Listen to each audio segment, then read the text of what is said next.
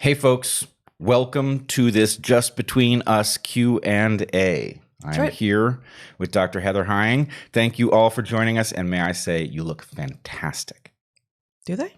I think so. Oh. I'm inferring that, but on Sure. the basis of substantial evidence. Excellent. Yeah, so this is our second one of these. I think the first was really, really good.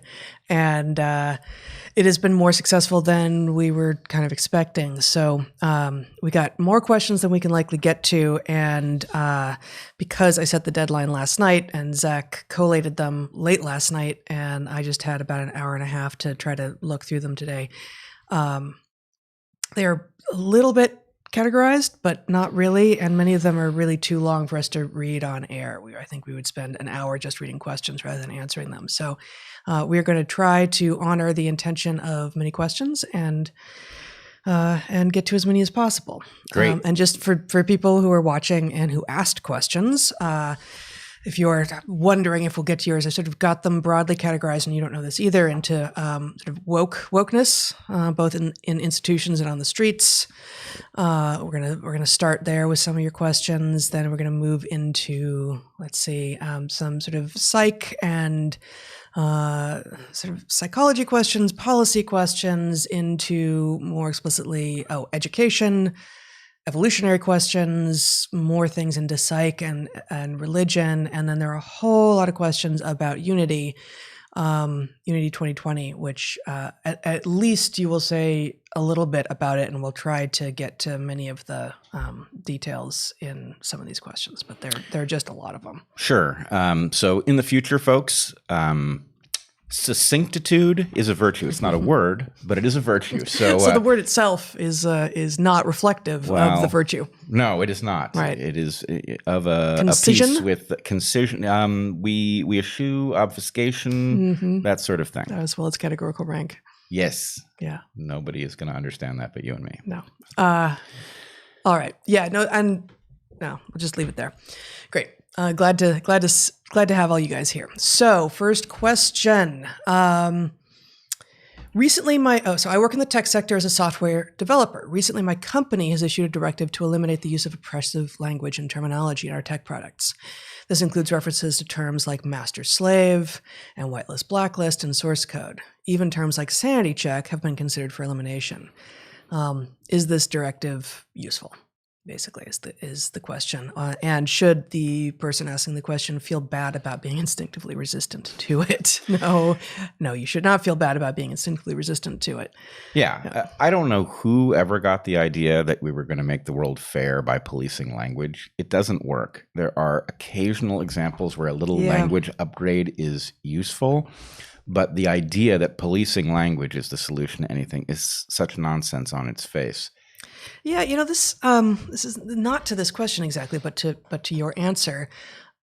I've wondered about this with regard to the one sort of top-down language change that we lived through and that meant a lot to me in the 70s and 80s, which was introducing the term Ms. Ms. Yeah. And I had that magazine around our house when I was little and was an early subscriber to its ad-free form.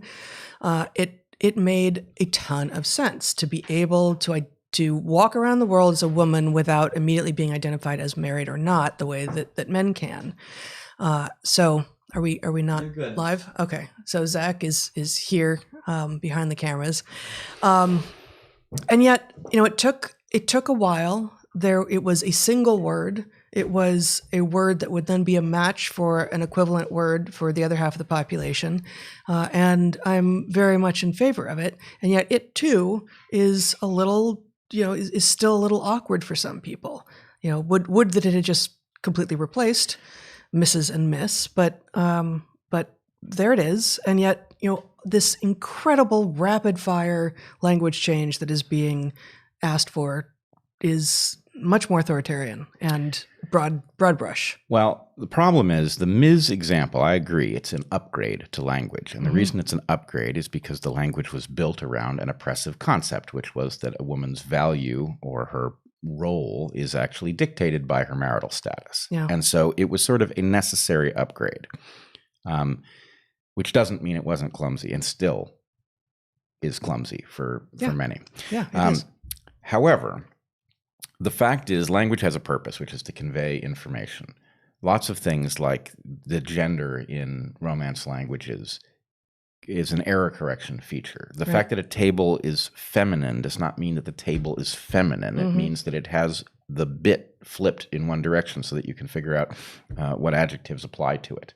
And it adds a bunch of possibility for meaning that you don't have without the gendering. Right. If you imagine trying to talk in a noisy environment, that little extra bit allows you to convey more information with, more noise in the environment. Yeah. And we say this as neither of us, both of us have, I think, extreme facility in English and probably, I think above average facility in English and below average facility maybe in taking on other languages. Like both of us can do some Spanish and some French and Malagasy and we have facility enough to get by. You've done it, but it's a struggle. But neither of us, despite a lot of time in Spanish-speaking countries and for me a lot of time in French-speaking countries, are anything close to fluent, nor do I think at this point that we will be. And so, English doesn't have this bit. No, it has other bits. Yeah. But the point is, a language is a mechanism for conveying information. That's what it is. The fact that it has details you don't like is beside the point, especially if you don't have a proper replacement for the job that something is doing. So, for example, it's always a little weird to me in electronic space that we describe certain plugs as male and female, right? But it makes immediate sense. Well, you don't have to explain it, right? Yeah. Once you get it, you get it. And the problem is you can say, well, in a world where anybody can identify as anything, what does it mean for a plug to be male or female? Because, of course, some females have penises. Well, you're going to be taking more trips to the hardware store and have more non-functional systems. That's the point. Yeah. Do you really want your engineers confused about which plug they are ordering? Right. Do you really want that? You don't think that's ultimately going to cost lives? And so the point is, look, fucking deal with it. Right? It is what it is. It conveys information. If you have a better way to convey the information, then let us know. But the idea of, oh, that's offensive is insane. Yeah, no. So okay. Male and female plugs, lefty loosey, righty tighty. I can't find the offensive thing in that. Yeah. But it is like male and female plugs, and that immediately, quickly, succinctly gives you information about what thing you need to do in order to produce functionality. And those mnemonics that don't have any possible offense at their base are not inherently better mnemonics than those that do. Yeah. Exactly. And, if you're just going around, basically some of this is just about power.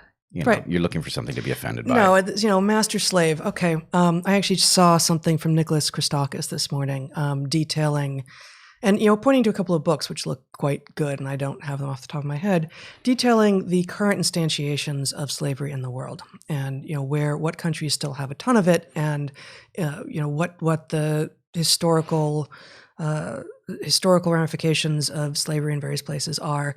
And, none of that is in the current conversation. And I do not say that to diminish anything about the African experience in the New World, which has obviously been horrifying. But the idea that master-slave is to be obliterated as a concept because slavery is obviously morally reprehensible does no one any justice. It doesn't do anyone justice. Right, and it doesn't explain why the term is intuitive. If you take the master cylinder and the slave cylinder in a hydraulic system, it is immediately obvious what you are saying about these two cylinders that, frankly, if they're sitting on your workbench, look alike. Yeah. Right? Yeah. So, you need some mechanism to convey it. And we're just shooting ourselves in the foot to imagine otherwise. We're spending too much time on one question, but this whitelist, blacklist thing, which I've also heard before.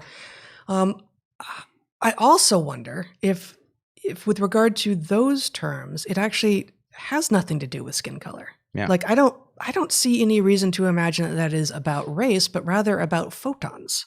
About actually whether or not there's light on a thing and therefore is public and can be seen and is sort of available to all and therefore might be considered more above board. And probably half of the, metaphor is in every single sentence that we say. Yeah. And so most of it is hidden. The Unfolding of Language by Guy Deutscher is an extraordinary book that I recommend for people who are interested in recognizing just how much metaphor is in every single thing that we say. It's about English, but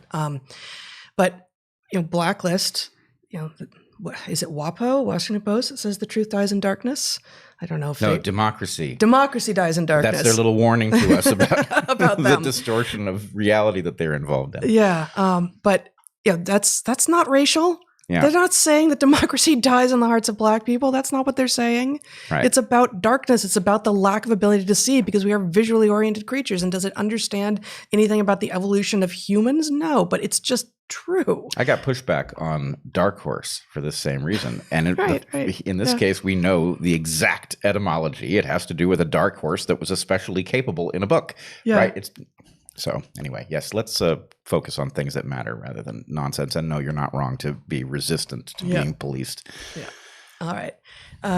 Okay. Next question, which for some reason is not even entirely showing. Hold on. No, I'll do it. I got it, Zach. I just changed the font so I could read it. No, it's still not working. Okay. Zach is going to, I can read it-ish. But you don't want to kludge every single one, Zach. You want to be able to get them all visible. Okay, I'm going to try to read through. Zach remotely is modifying things. Okay, this one is a very long question. From someone who says half their childhood was spent in Australia, the other half in communist Eastern Europe. Therefore, I have one foot in the delicate Western sensibilities camp and the other in the life is shit, now suck it up and get on with it approach to mental health and well-being. I'm not saying the latter is an ideal way to promote human flourishing, but I can't help but notice that there's an emotional fragility in the West. If Haidt is right, Jonathan Haidt, the younger generations in the West have been infantilized by the cult of safetyism, then what hope is there to stem the ever more charged emotional responses to social stimuli? Maybe we'll stop it there. There's a lot more good in this question, but what hope is there? How do we deal with it? I got one. Yeah. If you raise children, you will notice something, which is that they are interested in breaking your rules, but they are also interested in you figuring out how not to let them. In other words, they are built to be parented. They are not built to escape parenting, which means they will seek the loopholes, but that when you figure out how to do something well, they will respect it. And so I think we're dealing with the same thing. By coddling this nonsense, you are effectively buying your kid candy at the checkout aisle because they've thrown a tantrum. And what are they going to do? They're going to throw a tantrum every time they run into candy that's been placed at their eye level to induce a tantrum. We've all seen this, right? Like everyone's been present in some public space where a kid throws a tantrum, the parent makes a couple of threats and then caves. And you see the kid be quiet for the moment, but if you're within eyeshot of that kid and you make eye contact with that kid, you could see what is happening, what has been learned. And that is now what we're seeing on the streets. And we've had the so-called leaders being those really bad parents. And this advocacy that we have been doing for good parenting is not advocacy for sternness, for authoritarian parenting, for beating, any of this, right? It is about never making idle threats, saying things that you will follow through on. If you say, if you do X, I'll do Y. If the kid does X, you do Y. So you don't make threats that you don't intend to keep or that you would be embarrassed to keep or you would be ashamed of yourself for keeping. And it can be hard at first not to say such things, especially if you were raised with any such things yourself. But you don't make idle threats and you don't negotiate with tantrums or terrorists. Yeah, I have a slight difference of opinion with you here. You can't make idle threats with respect to actual negotiation over actual stuff in the actual world. With very young children, you will effectively find yourself in unusual situations that your ancestors never faced, like you're in a car piloting it, your child is in the back seat misbehaving, And well, but I mean, we did this. The thing that we started saying to our children was that we were going to sell them to the circus. that is not an idle threat. It's still not. No, I mean, the problem is we haven't been near a circus. So we did pass that one circus once when one of them was being a pain in the ass in the back of the car. Like, Yeah. there it is. Unfortunately for them, it was Circus Vargas. It was Yeah. a low rent circus. But it becomes an indicator that you have stepped over a line. You were at the point that were it legal to sell you to the circus, we would be considering it now, right? Which is a useful piece of information. But I mean, so I don't think that this is inconsistent, right? Like you make, and to very young children, maybe they can't understand that that's hyperbole. But on the other hand, I don't think we ever did that when they were so young that they might actually be legitimately scared by it. Well, the point is to get their attention. And my point is you do need to have some sort of rule. It doesn't necessarily need to be explicit, but you need to have some sort of rule. What you don't want to be doing is delivering threats that are idle and meaningless, right? You've got threats that are real. When we get home, you will spend the rest of the afternoon in your room if you don't cut this behavior out instantly, right? Yeah. That's a real threat. But there's also just stuff to signal them that, like, you know what, you're way over that line. And if we were somewhere else, you'd be in this situation. So I know that you're taking advantage of it. So anyway, it becomes a kind of communication. And actually that gets us back to the sort of, what's going on in the streets and what's going on in institutions. There are times that these children in the bodies of adults will pull things that actually there is no way for leadership to stop them. And I feel like that's, now we've gotten to that point, for instance, on the streets of Portland, where, you and I were down there last night, and it's insane. It's saddening and horrifying, and just really, I had just this overall sense of sadness. Yeah, it's the product of bad parenting directed at a federal building. Yeah. And what are any of the supposed leaders supposed to do now that they've let it get this far? Right. Well, and it's an arms race down there. It's a mimetic arms race, and the fact that anything they do, no matter how clever and humane it is, the leaders. Well, you've got the local authorities having abdicated responsibility. Federal authorities have an obligation to protect those buildings, irrespective of what they do. They're going to be called Gestapo, and they're going to be accused of gassing people and all sorts of nonsense. And oh my God, he said it was nonsense, but they do gas us. No, that CS gas stuff, that is not the implication of the term gas, right? It's not mustard gas. It's not nerve agent. It's not Zyklon B. This is an irritant designed to move people. Do I like that it's being used in the streets of Portland? Absolutely not. But now they're playing volleyball with it. They're apparently on both sides now. The supposed dads with their leaf blowers, and then the federal agents now also have leaf blowers, and they're lobbing. I mean, we weren't there.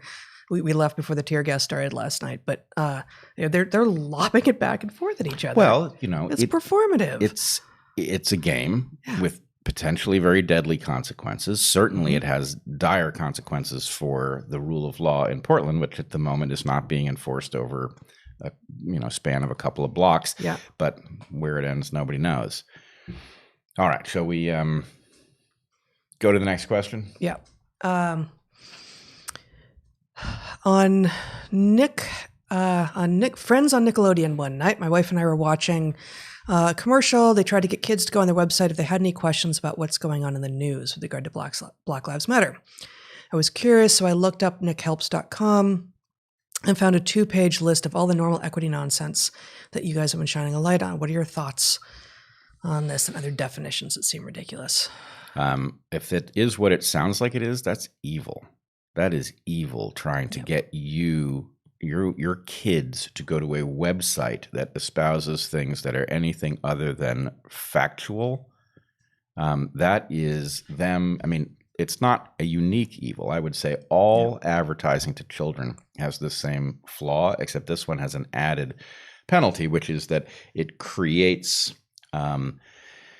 a political environment in its wake. And, it is the same evil as has taken over schools of ed and is resulting in garbage being peddled in grade schools.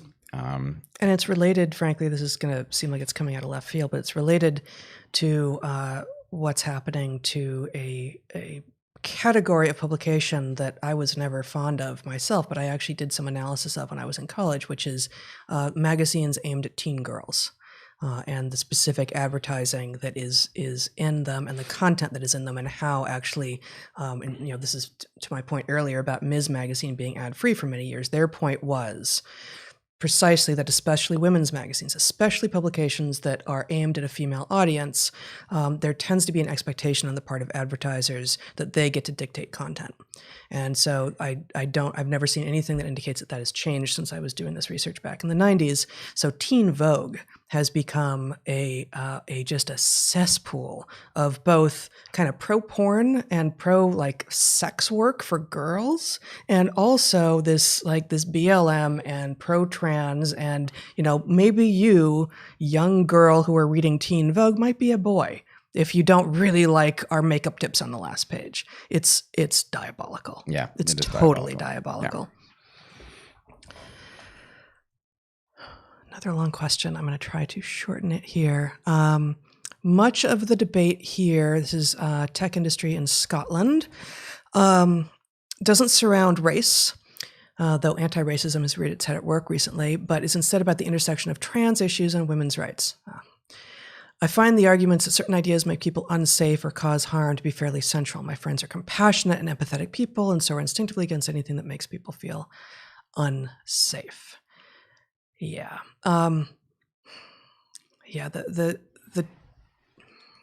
This is a much bigger conversation. And I think at some point, maybe if society stitches itself back together in any way, we might start doing sort of theme episodes on the evolutionary lens on the podcast, and we'll talk explicitly about trans issues. I'm also about to engage in a letter wiki project with Abigail Schreier on trans issues. So there will be that out in the world. I think that in part because it's never trans men really making these arguments about not feeling safe, even though I would expect that trans men are probably less safe among cis men than many cis men are. And I don't use the word cis normally. I'm just doing it for clarity here. But trans women who are natal males, and many of whom are just men cosplaying, not all, but many of them are just men cosplaying, claiming to feel unsafe or being caused harm by not being identified as women, when they are then claiming space in women's spaces, which are specifically women's spaces in order to provide actual safety to women who are 15% on average smaller and less strong. The safety is exactly in the opposite court than these people are claiming. It is a game that they are winning with language again. And I mean, this makes me so angry. You can tell with my voice. Yes. I'm just like, this makes me so angry. So I would say, I think you need a model for what's going on that results. If you try to interface these issues at the level that they are actually unfolding, it's like water running through your fingers. Yeah. If you realize that in some sense, what's going on is the human mind is necessarily run almost entirely through heuristics that work almost all of the time, right? So even your visual system just simply assumes that the world in front of you is what it looks like, that an edge to something is a physical edge rather than trompe l'oeil or something like that. And so the point is, you're full of heuristics, and they are what allows you to function. But they also mean that there are a million little blind spots for something that's looking for them. So a camouflaged creature uses the defects in visual processing in order to obscure itself so that you can't detect that you're looking at the lizard on the face of the tree. Yep. And so in effect, what we've got is a lot of games where your moral center is being used against you, because the question is, well, would you put a woman in danger? No, I wouldn't put a woman in danger.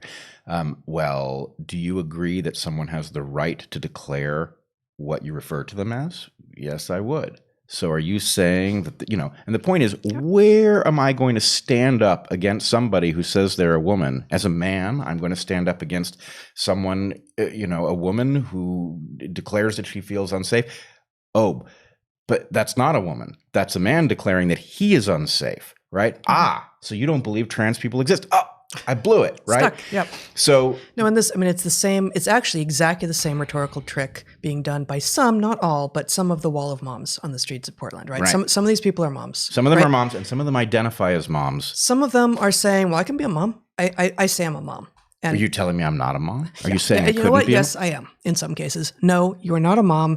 Well, I'm wearing yellow, aren't I? Well, I'm standing with the other moms. I say I'm a mom. It is this trap because the thing is, it's clear looking at the wall of moms that there are people in there who are quite plausibly moms, but a large number of them are very unlikely to be moms statistically. But it doesn't mean you could point to any one of them and say, you're not a mom. Right. Because the point is they're all old enough technically to be mothers. Sure. Right? Yeah. And are you attacking women who have I didn't see anyone children under the age of 13 in a yellow shirt out there. Yeah. So anyway, it's a trap, and they are inviting you to step into it. And I think at the point you realize, look, you're setting traps for me, that actually gives me some liberty. As I navigate this, if I step into one of your traps, it's not evidence of a moral defect on my part. You're the one setting traps. Yeah.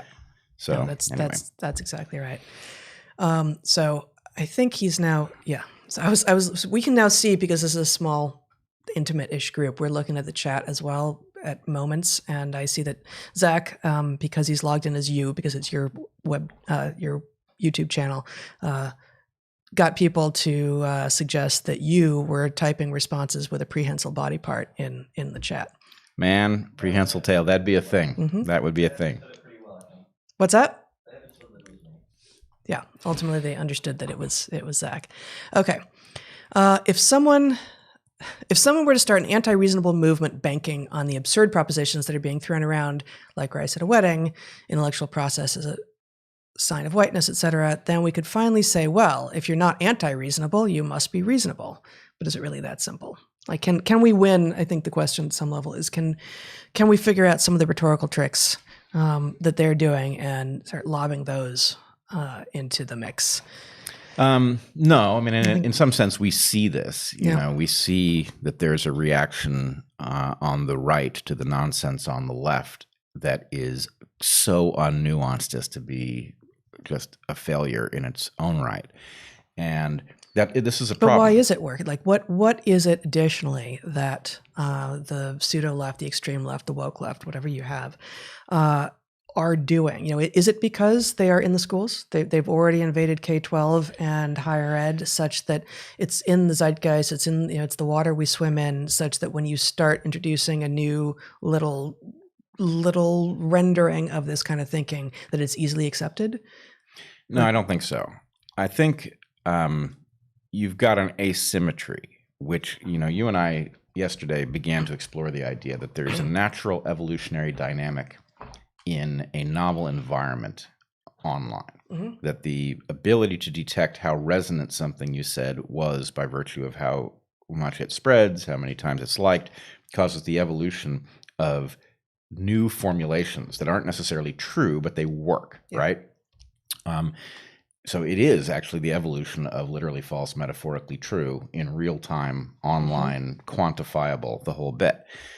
On the right at the moment, there's not so much need for it, because what the right is doing is it is sort of conserving what we believed until 5 minutes ago, right? Okay, but this isn't about, this is about all of us here in this conversation now. We're not on the right.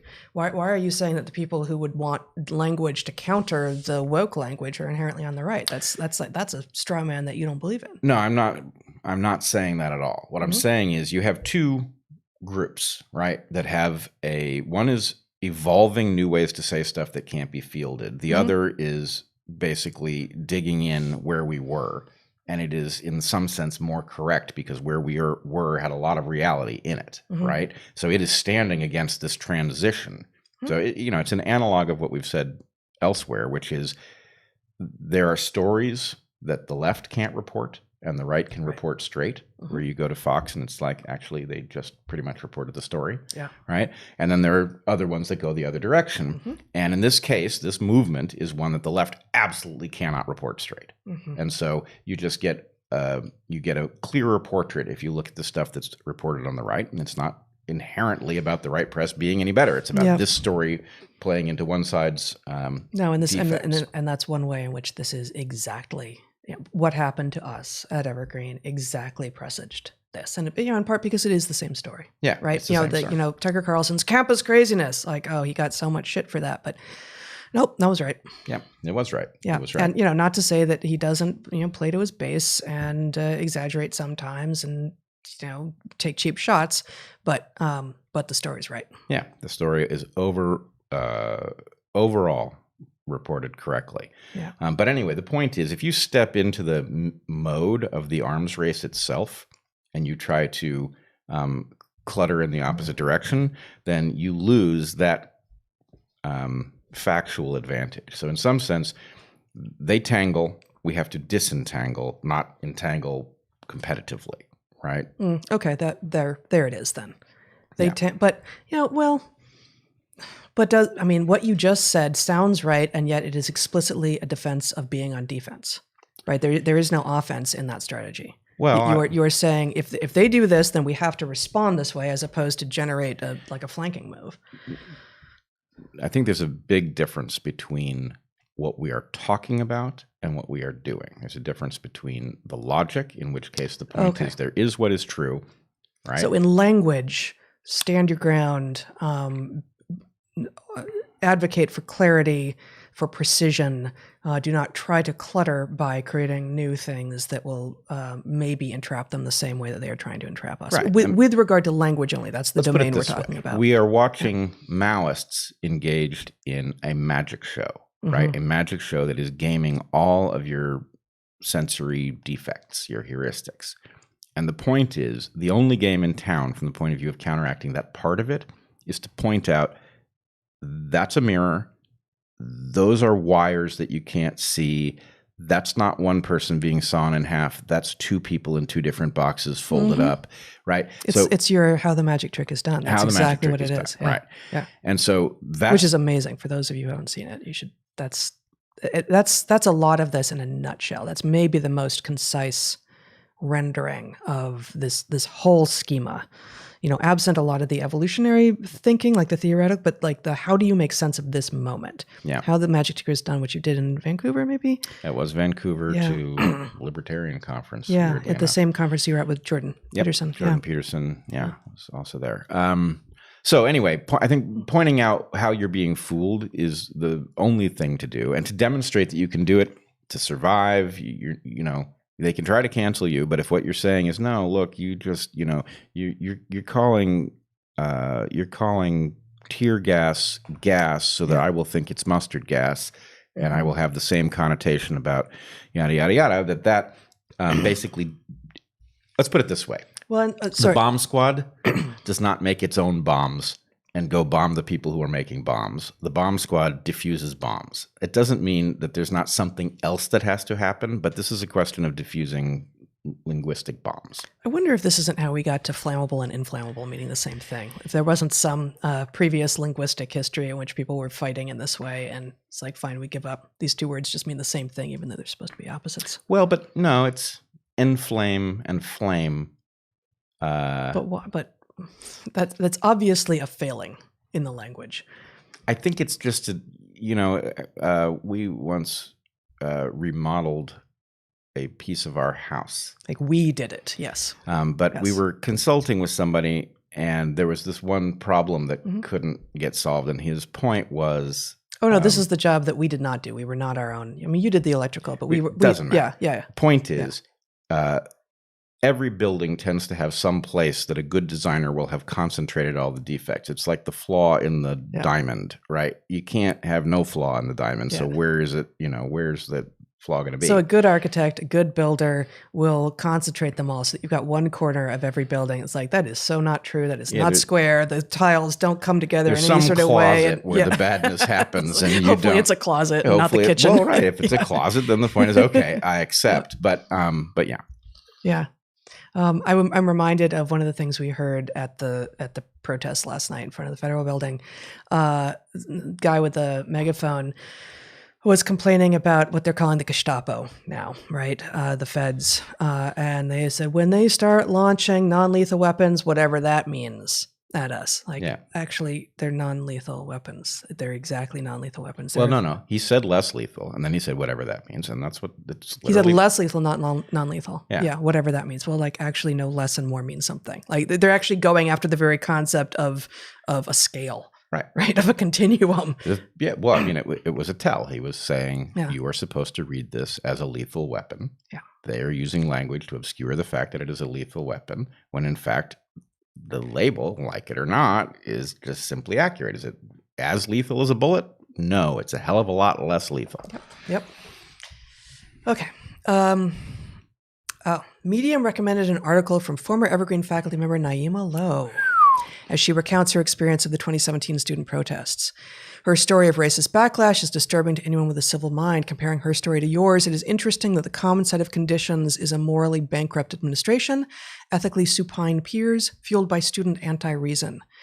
Given that her experience and yours can both be simultaneously true, yet one more or less accurate, can you help to comprehend her narrative compared to your own? I'm not trying to set up a confrontation, just seeking a bit of clarity. And it's a great question. It goes on, but yeah, I ain't gonna answer this until I've read it, because this is the one that she put. I think this is the one from a long time ago, right? That she. That we saw. Okay, then I'm not going to answer it until I've reread it, because my sense is it was garbage with respect to what happened, but it paints a picture that, were you to accept that she was literally reporting what took place, would leave you sympathetic to her, when in fact she was the primary faculty instigator of a catastrophe that wrecked the college and forced us to leave. Yeah. So I think there should be alternate versions of what happened at Evergreen from people with whom we disagree, but where we could find this kind of common ground. And because it's Naima, and again, like we don't have time to do homework for these. So those few questions that came in asking us to go look at something and tell you guys what we think, we just don't have time for that. I do intend to go back to the Naima thing, because she really was, we've talked a lot about there are fence sitters and there are true believers. And then there are, in each of the domains of this movement, there are a few narcissists or sociopaths who are just in it for their own good. And Naima was really the person spearheading this at Evergreen. And she collected a few others around her, and there were a couple among the students whom she trained well. I think this is probably not the moment, but maybe another one of these will be. I had history with her, like supposedly good history. I had been in three-way conversations with her for hours and hours and hours at a time when we were thinking about teaching together. And as far as I can tell, she was probably just gathering information and failed in doing so because she couldn't find anything. She couldn't find anything. To disagree with. She ultimately abandoned the partnership because she decided she was too weak to go outside, actually. And the program was going to be about spending time in nature in part. Nothing I saw from her during the protests or in the year running up to it or since looks like truth to me. And that's not to say that there couldn't be renderings of what was going on behind the scenes that we're not aware of, that have some truth that we aren't entirely aware of. But if she's claiming, what is this, fueled by student anti-reason, she was creating the anti-reason in the students. There was a lot of reason possible in students, and and she wasn't at the forefront of any of that. Yeah, I mean, I don't know why. I think the thing is, you find somebody lying and misleading and manipulating, and the answer is, okay, it's a liar, it's a manipulator, it's a misleader. How much depth is there? Why do we have to pursue it? Why do we need to bend over backwards to see if there's some reality in it? It's garbage. Yeah.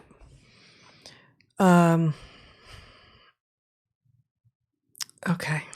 Boy, very long question. Okay, so this question, again, really good, but just too long for us to read all of here.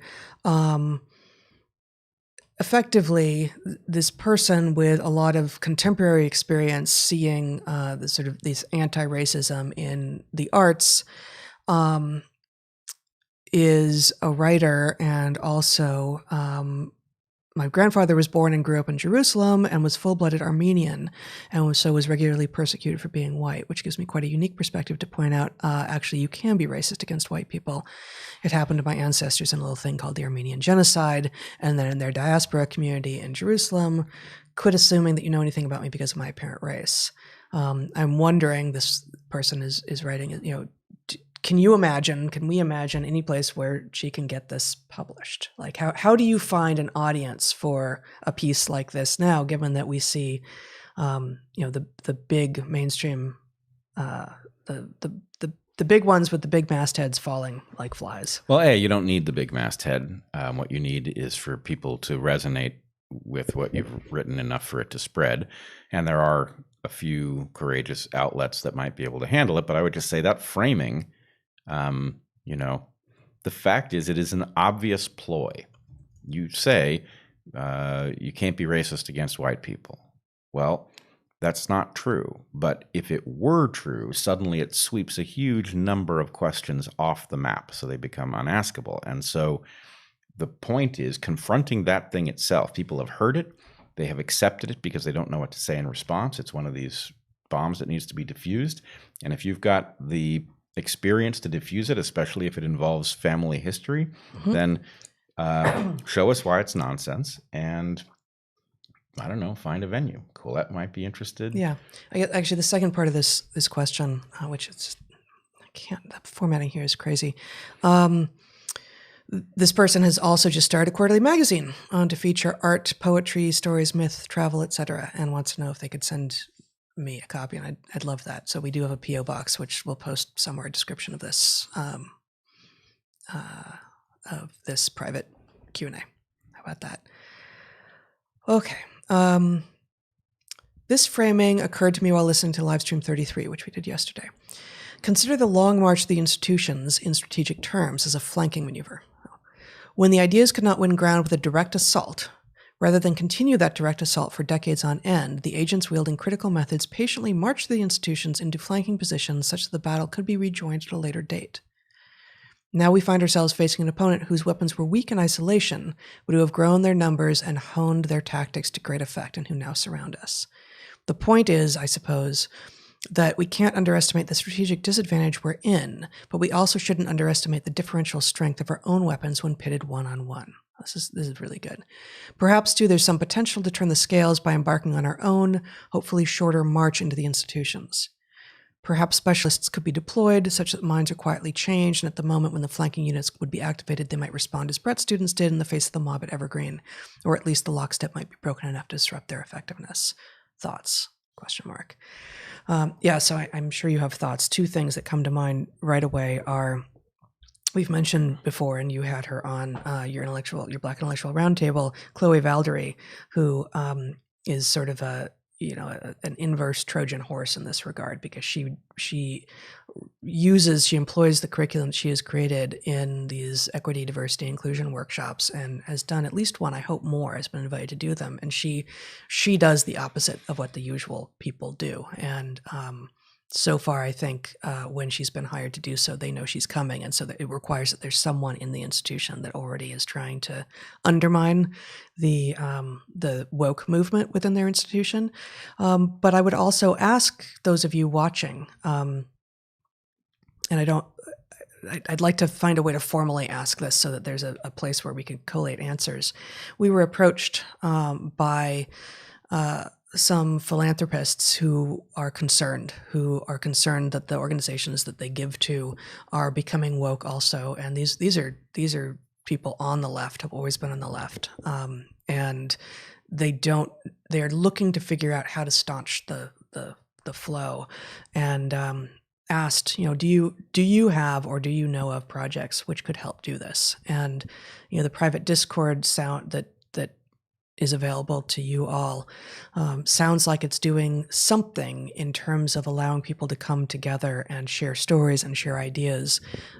But if there were a possibility for something with some actual backing behind it, what might work? Like, what might be the thing that would allow, for instance, more people like Chloe because just being able to march into institutions isn't going to work because the gatekeeping is too strong at this point. Like that's not going to be the route. The institutions are lost, and I think we have to accept that, and I think we also have to accept our advantages.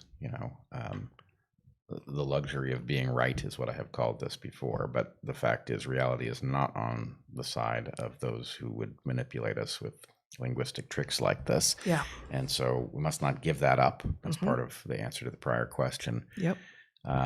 But let's put it this way. There's a lot to be said for your formulation about what's happening, but I think there's also a note of hope there which suggests that actually the solution is simpler than it actually is. That we need vastly more people to recognize how much danger we're in and where it's coming from before that sort of move can work. Yeah. In other words, we haven't hit bottom yet. Yeah, we haven't hit bottom yet. I do wonder, Chloe is brilliant.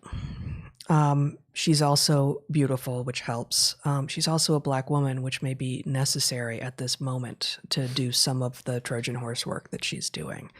And that last thing shouldn't be required, but you look at just the stats on who occupies these new administrative bloat positions in equity, diversity, inclusion, and it's almost always Black women.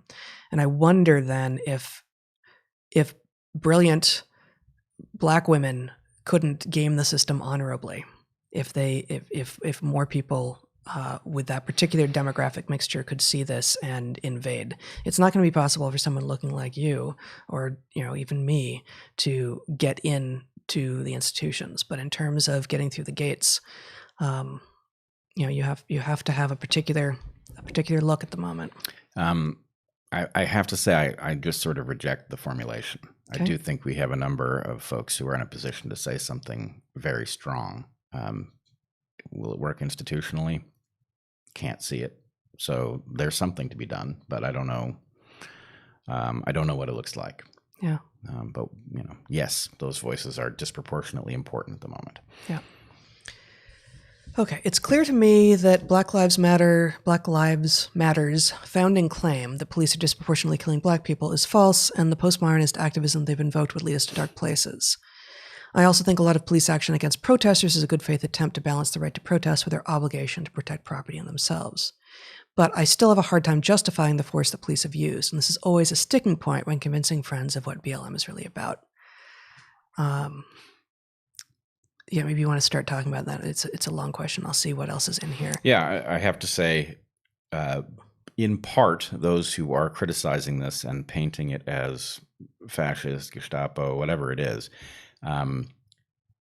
are taking advantage of the fact that they don't have to spell out what is supposed to be happening. Yeah. And really, I think we have to hold people to account on this front, which is you don't like what's happening. That implies that you know what's supposed to be happening. I have yet to hear a decent formulation of any alternative. So, yeah, do I like it? I don't like it at all. But how did we get here? The police stopped enforcing the law. And at first we could say that was the result of being overwhelmed by something that they did not anticipate. 2 months in, you can't say that. So their failure to enforce the law is the context in which the other thing is happening. Yeah.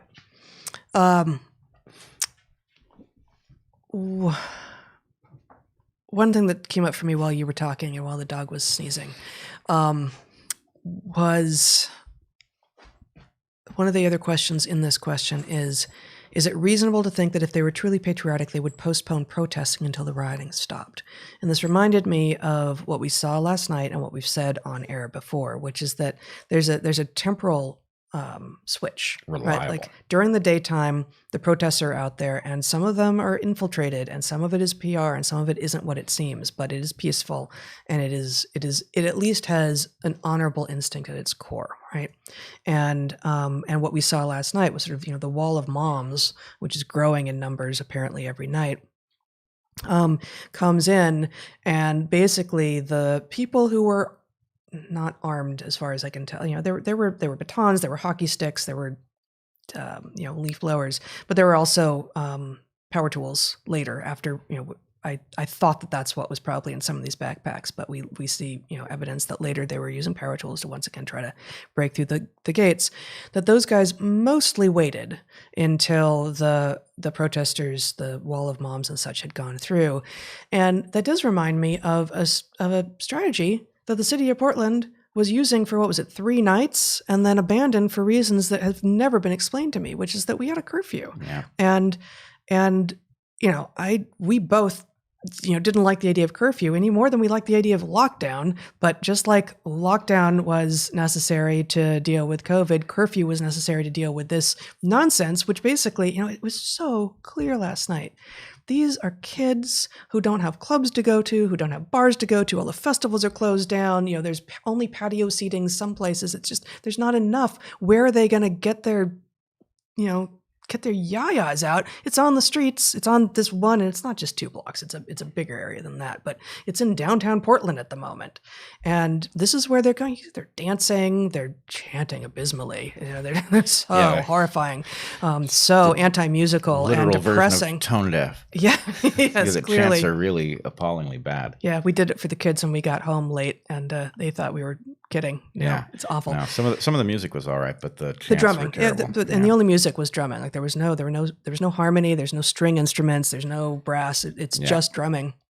Which, okay, whatever. But like one of the ways, given that this particular thing, at least in Portland, is through 10 o'clock or so, at least on a Saturday night, it's mostly peaceful, and then it starts to switch over reliably. So put a curfew back in place. Well, the problem is the city has signed up with this thing. The city, and that's the meaning of the thing they posted on the barrier that said the barrier was a violation of the flow of traffic and it needed to be removed. They were basically doing, the protesters used power tools. The city was using some ordinance about the flow of traffic. Yeah. And then, that put the federal authorities in a bind because of the Americans with Disabilities Act. So the point is, this is all theater. Yeah. Now, to the questioner's point, I actually do not regard the protesters in the hours prior to the violence as nonviolent, because exactly as the questioner asked, they are participating in something that reliably turns to violence every night. And so this is orchestrated, right? Mm-hmm. If you are participating in this thing and it's going to turn to violence every night, then you are signing up for that thing. Now, are there causes for which you should be willing to engage in violence? There are. Mm-hmm. I happen to think this one isn't one, but nonetheless, yes, these people are culpable for that which they are emboldening, and that which they are emboldening has this temporal aspect to it that means you can see it. And basically they are creating a narrative, which the New York Times and others will dutifully broadcast, in which the feds are engaged in a fascist crackdown, and so we have to reverse cause and effect. The feds are unprovoked and behaving brutally, and their less lethal stuff isn't less lethal because it's lethal, right? And so, this is theater. And why is it concentrated on, we say 2 blocks. It was 2 blocks of Portland where these buildings are. It's now concentrated on one of the 2 buildings. And the point is, but it's actually like an 8 square block area that's it is an 8 square block area. It's a trivial distinction, in which the law is not being enforced. This is the thing that you don't see. It's actually more than that, right? Because we parked a ways away so as to be able to get out and in without running into it. And usually, COVID changes everything, of course, too. But usually on a Saturday night, anywhere close to downtown Portland, you would see some evidence of some police presence somewhere, and we didn't. Nothing. The absence of police is absolutely conspicuous. Yeah. And we also, and not not where there's thousands and thousands of people, but we're talking about thousands and thousands of people.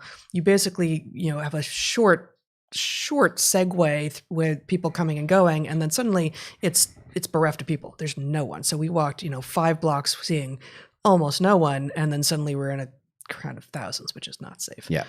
Now I would also just point out, you and I went because we felt we needed to see it. For one thing, we live in Portland. We need to understand what this is.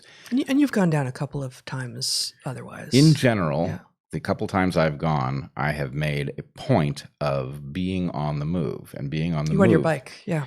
So being on the move limits your COVID risk. And I have to say, we both had the sense looking at this thing last night that this was really unsafe, even given what you and I both believe about the difficulty of transmitting COVID outdoors. This is happening at night, so there's no UV light. But we kept moving ourselves away from people, and they would come, okay, we're going to move ourselves away again. It was really hard. But the fact is, from the point of view of the average person in that crowd, imagine that you are downstream of somebody who's sick and they are filling the air with COVID and you are breathing that air. That's very dangerous. And frankly, it's not a situation that should exist. People were wearing masks, but I don't think it's sufficient. The density of people is so high. And COVID doesn't care why you're wearing a mask, so this doesn't matter, but people wearing masks, COVID is giving people cover in order to be anonymous here. It's really useful. Antifa always wears masks. Yeah.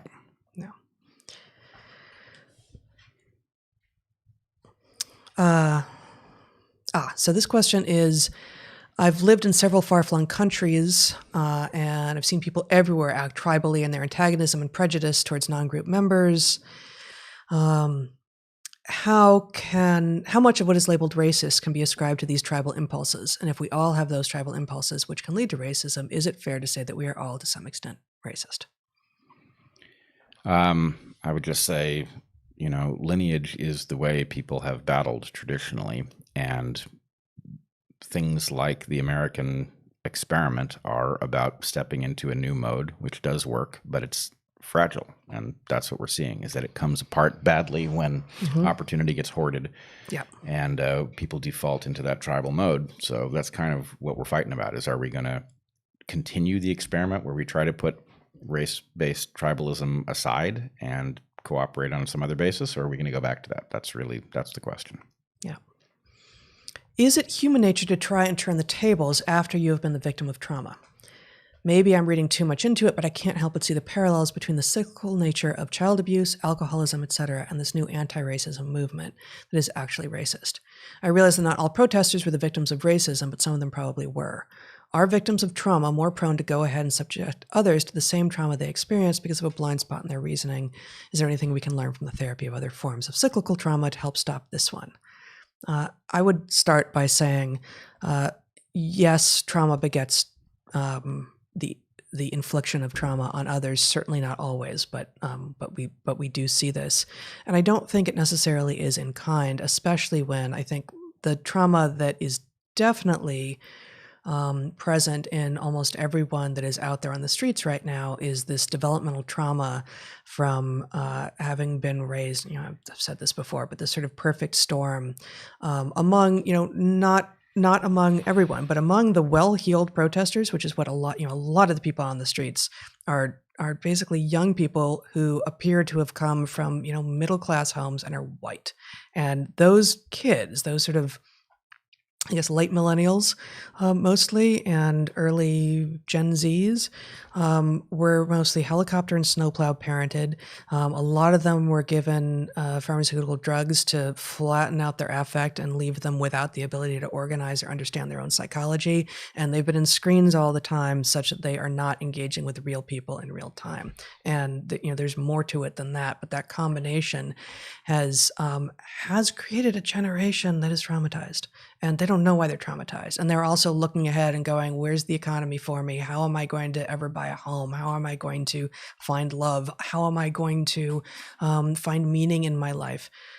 And they're antagonized and traumatized, and they don't necessarily know what it is. And racism is something you can point to. And even though many of the kids on the streets are white and haven't experienced the racism that they are claiming to fight on the behalf of others for, they are feeling something really true in themselves about, this isn't right. I somehow got a raw deal, and I can't point to why. Yeah, I think I got a raw deal. And how raw a deal did you get? Well, if you were born black, the chances are higher that you got a raw ordeal. Yeah. And so then when somebody puts a name to it and says, oh, that's because there's racism everywhere, you think, well, okay. Yeah. It doesn't mean everybody thinks that, but it means it caught on with a lot of people. And the problem is, the answer is, look, it's more complex than that. it's not racism that is causing the disadvantage. It's other things. It's echoes of past racism. The racists in question are almost all dead, right? It doesn't mean that their effects don't live on, but you need a careful, nuanced approach in order to figure out in what way they're carried on. And so that's also integral to an actual response that's going to be useful, and nobody has any patience for it. Yeah. There is no conversation taking place about the mechanisms of propaganda specific to human psychology and the failures of critical thinking when emotion is held hostage by exposure to the repetition of imagery. There needs to exist a new language for how we refer to internet phenomenology. Rather than video media, perhaps 30 hertz sequence stills, or whatever the frame rate is. Everything that's happening in 2020 traces directly back to the invention of the internet and outgrowth of telecommunications generally. There's a ghost in the machine, and rather than naming it, we're doing its bidding. He continues, Bret is the only other human besides myself to concisely recognize the reins being pulled into oblivion by the collective reaction to the video of George Floyd. It takes a highly desensitized human to give pause in witnessing a tragedy in order to think and maintain a rational composure.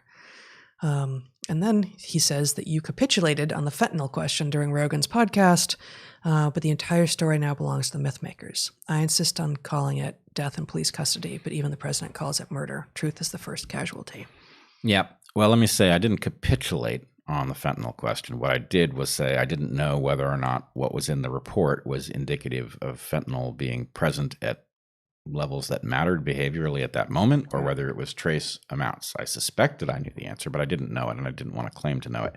So I do think we now know that it wasn't just fentanyl. It was fentanyl and methamphetamine simultaneously, if I'm recalling correctly. That's right. But yeah, I think the thing is the arrest record reflects the complexity of what took place, which doesn't mean it wasn't a tragedy, but which tragedy it was, that's a matter that has to be sorted. And you're right, the myth makers own it. They have decided it was a murder by an individual of another individual, and that it's emblematic of all that is wrong with policing. And this story just doesn't fit with the statistics, and it doesn't fit with the arrest record itself. And so, yes, we are, in a sense, involved in something akin to a witch burning, right? The thing about witch burnings is that they very rarely involve an actual witch. Just the thing about them. Yeah. Yeah. Being so rare in the universe. Yeah, they have become rare, and therefore... Well, it's on account of all the previous ones having been burned already. That could be. It's selection against actual witches. Except in the New York Times, where they are still reported as if a real phenomenon. Yes. And everywhere else. No, I mean the story that the New York Times ran, I believe, in its front page section on that woman who said she was a witch. Do you recall this? Oh, no, this was the... I mean, I think that was in... it wasn't the front page. I think it was in the... whatever the social section is called. Sunday style section. I'm going to go back and check that. Okay. My recollection was that it was somewhere very surprising. Yeah. No, she was a witch. Yeah. Yeah. Okay. I'm aware of the trial of Socrates, but is there anything else, perhaps less tragic, that you might recommend looking into to learn more about finding strength in the face of retribution? Are there any examples from history or works of literature that inspire you to remain vocal in the face of the mob? So I feel like this one I do want to come back to because I'm never great at coming up with lists of things that I have, my favorite books that I've learned from whatever in the past, right off the top of my head. But I would also say that most, at least much of great literature is great in part because it has examples of exactly this. And I think almost all literature is great in part because it teaches you something about humanity and about yourself that you didn't already know, or that it frames it in a way that you can now access it through a different mechanism. Maybe you only knew it analytically, and now you can come at it emotionally or psychologically or sociologically or whatever.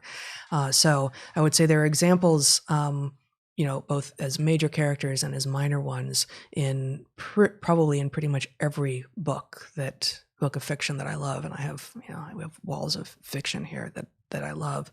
So there isn't someone that pops up for me as, as that person, that character that I am constantly going back to.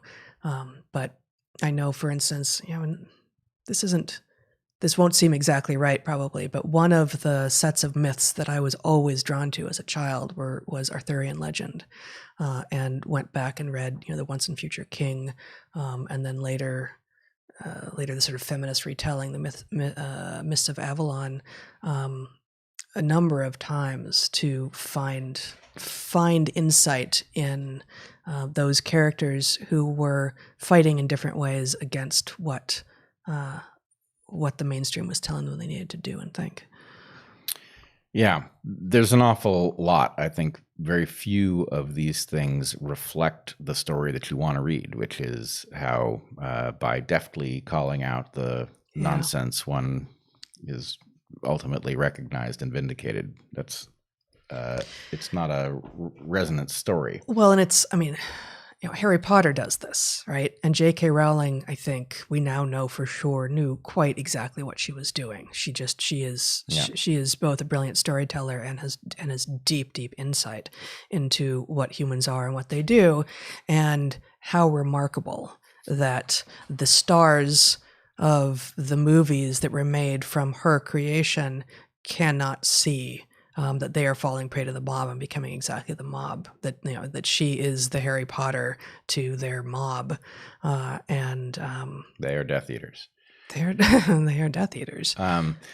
Yes and no. I mean, it is a kid's book, so it functions differently, and also Rowling, as much as she has ended up courageous in this, went through an intervening period in which she was less clear-headed, and so that's interesting. But I would say the message. But I mean, you've said before, welcome all who show up. Oh, of course.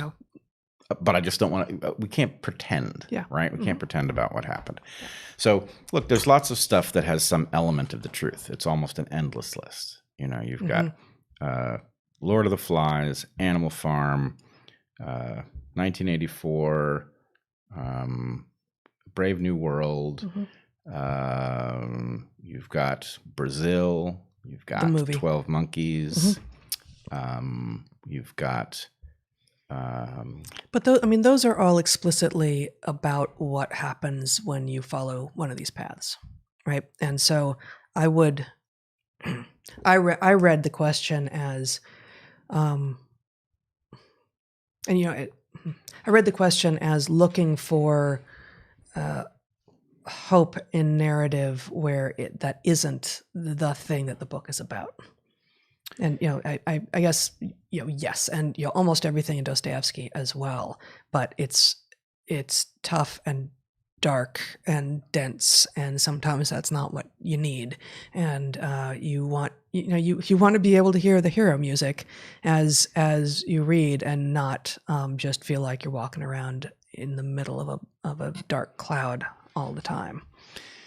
Yep. I don't know what to say. I mean, the fact is, look, either we're going to figure out how to pull off some novel response to this thing, in which case I can pretty well guarantee you it hasn't been written yet, or we're not, and it's not going to be a happy story. So, in some sense, I still think the answer is to find the pieces of the truth that are in all of these pieces of literature, and then understand that you're living some story that doesn't look like any piece of literature. And, it's like that. And I don't know, maybe there is some story that doesn't match that, but that's my sense. Why summarily dismiss the possibility of misandry in the criminal justice system? Isn't that making the same mistake as people who look at statistics showing that blacks commit crimes at much higher rates than whites and jump to the conclusion that there's no racism in the criminal justice system? So I think we can actually do this pretty quickly, which is that I think I made a comment in a past podcast in which I said the fact that men are represented in the criminal justice system at rates like 9-1, 20-1, maybe even, but at least 9-1. Penalized by the criminal justice system. And, and arrested. Yes, but you don't mean judges. Oh, yeah. Sorry. That's right. Does not mean that there is sexism.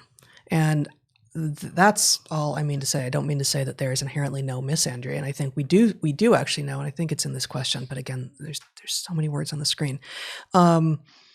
We do actually know that when you can control entirely for the crime, which is really hard to do because crimes committed by men and women are quite different from one another, but when you can control for the crime, that women actually tend to get lower, more lenient sentences. So this is actually true.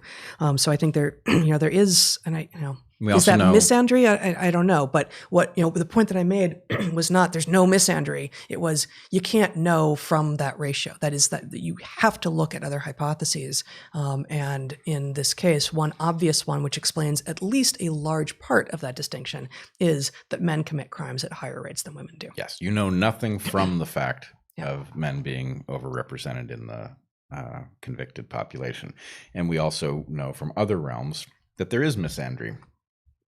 So custody rights reflect misandry, which doesn't mean that there's not some justification for assuming some bias in favor of mothers. It's a question you would have to navigate. But in circumstances where you have a compromised mother and a viable father, and the court tends to view the mother as the right parent to award custody to, there does seem to be that bias.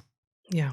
No, there's the all else being equal. Is there a preference, and is that a legitimate preference? And then at what point, when things are not all else equal, which of course they never are, what weight do you give that initial preference, which you may have actually legitimately arrived at a reason for? Yeah. And that is a tricky thing to navigate. It is. I mean, and evolutionarily speaking, frankly, there's a reason for mothers to be better parents. All else being equal, do you if it has to be either or, do children belong with their mothers or their fathers? I think all else being equal, you if you have to choose, it's mothers, but all else isn't equal ever. Yeah. And so, what weight do you give to that initial conclusion? Yep. And, is coming to that conclusion misandry?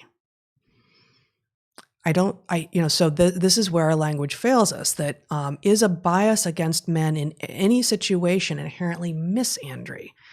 No, I don't think so. So it's not clear to me that even within custody battles where we know there is misandry, right? Yep. But that every decision that looks like that is inherently misandry. Yep. It's tricky. Greetings from Latvia. Thank you for doing this. On one of the recent shows, you, Heather, expanded more on the trend of more women than men with university degrees and its potentially adverse effects on our society, even resulting in the breakdown of relationships. You argued, I think, that we should strive for equality there. I'm not sure we need equality there, but something. To me, while the particular arguments and reasoning made sense, it kind of sounded like being on the wrong side of the argument about equality of opportunity versus equality of outcome, where I'm strongly in favor of the former. Incidentally, also, Bret talked about it on the recent conversation with Zuby. Can you elaborate more on this, especially if you see this particular type of equality an exception to the debate of equality of opportunity versus equality of outcome? Yeah, it's tricky because higher ed has become something that it's not supposed to be. So when it was the gateway, the thing that you needed in order to advance socioeconomically and creatively and analytically in the world, then, if that were still true and it was unbiased in terms of how it was, in terms of how it manifested in the world, I would say actually in that regard, we should aim for that to be a match for the demographics of society. That if we at least should afford opportunity at the same rate, and what we're seeing, what was probably implied in my head and not explicit in whatever exactly I said here, was given how K-12 school has been structured in higher ed as well, for much more girl typical styles of learning than boy typical styles of learning, we are seeing basically an anti-male effect in schooling, such that boys are failing at greater rates and seeing less value in education. And there should be absolutely no reason that boys inherently see less value in education unless education is about being polite and sitting still and raising your hand when you have to go to the bathroom and when you have a question, and writing everything dutifully down and reporting back, which certainly the best girls don't do that exclusively, and the best boys don't either, but girls are more likely to be able to conform long enough to get whatever value there is out of education. And so that is the failure that I see that's implicit in why we are now seeing guys graduate, be present in and graduate from college at lower rates than women. Yeah, so I would say equal opportunity is the thing to strive for, and the expectation is given actually equal opportunity that you would see parity. In this case. Yeah. In some cases, you don't expect to then see parity equal. You cannot infer absence of equal opportunity on the basis of absence of parity, but you expect it here. Yeah, and the fact that we don't see it is consistent with what else we know is true about the biases in K-12 schooling. Yeah. Okay, as food for thought regarding economic disadvantage and increasing rent-seeking and transfer of wealth, I propose a transaction tax at something like 1.5%. If we couple this with a complete abolition of all existing taxes, the government could double their current revenue and give most of us a living wage, or UBI. I've been working on this for Australia, and revenue at the tax office would virtually triple. A bunch of specifics. Yeah, I think it's basically a proposal. Any initial thoughts? Yeah, that oftentimes I like the style of thinking of people who have a particular intervention that is simple. Part of the problem that we have is like the complexity of our tax code allows you to hide all manner of immoral garbage in there. Yeah. And so I like the idea of a simple tax that addresses primary issues. Mm-hmm. And sometimes it's potential. It sounds progressive, and then it's a percentage. So it's presumably a percentage of the value of the transaction, such that the more transactions you engage in, which is somewhat a good proxy for wealth, the more you are taxed. Although it doesn't. Yeah. It doesn't get at what you already have and what you are. If you tax the transactions, including like the trades, stock trades, in terms of what you already own, perhaps. Sorry, go on. Anyway, there are a lot of these, or there are several at least of these styles. You've got. I've said I'm a Pigovian in the sense of if you return every cost to the person who generated it, then the market actually works to create good stuff and banish bad stuff. Much harder to operationalize. Yeah, much harder. So, well. Yes, it's hard to operationalize perfectly, but if you set it as an objective, you can get a large percentage of the distance. The problem is that certain effects are hard to diagnose and trace, so it can become complex. So and you will find selection on behalf of the biggest generators of negative externalities to hide the long-term effects, such that you send them underground. So you do send them underground. So it's a solution, but it's not a perfect solution. Land value taxation, many of those Georgists who are in favor of this will argue it's the single remedy. I don't think it functions, for example, to deal with the externality question. And so the point is, do you want to pair these things? And, here's a third version. Do you want to pair a transaction tax with a Pigovian tax with a land value taxation? Does that begin to approximate a solution to all of the biggest problems? So I don't know the answer, but I'm intrigued by the formulation. Yeah, I'm actually intrigued in particular since when we moved from Washington State to Oregon State, we moved from a state. We have federal income tax no matter what in the United States, but Washington State has no state income tax, but it does have sales tax. And it's relatively high, as you would expect, because where the hell else are they going to get the revenue to run the state? And Oregon State has income tax and quite high, but no sales tax. And so we specifically don't have we moved to a place without transaction tax, and it feels, honestly, I'm sure that this was created in an attempt to be progressive, but it feels more regressive. It feels like a much less fair and just strange kind of taxation to not be taxed when you go out to buy either a coffee or a car, but to be taxed based on what you're coming in, what you're bringing in income wise, at a rate that is that is quite high. But Income tax feels more regressive than transaction tax to me. Mm-hmm.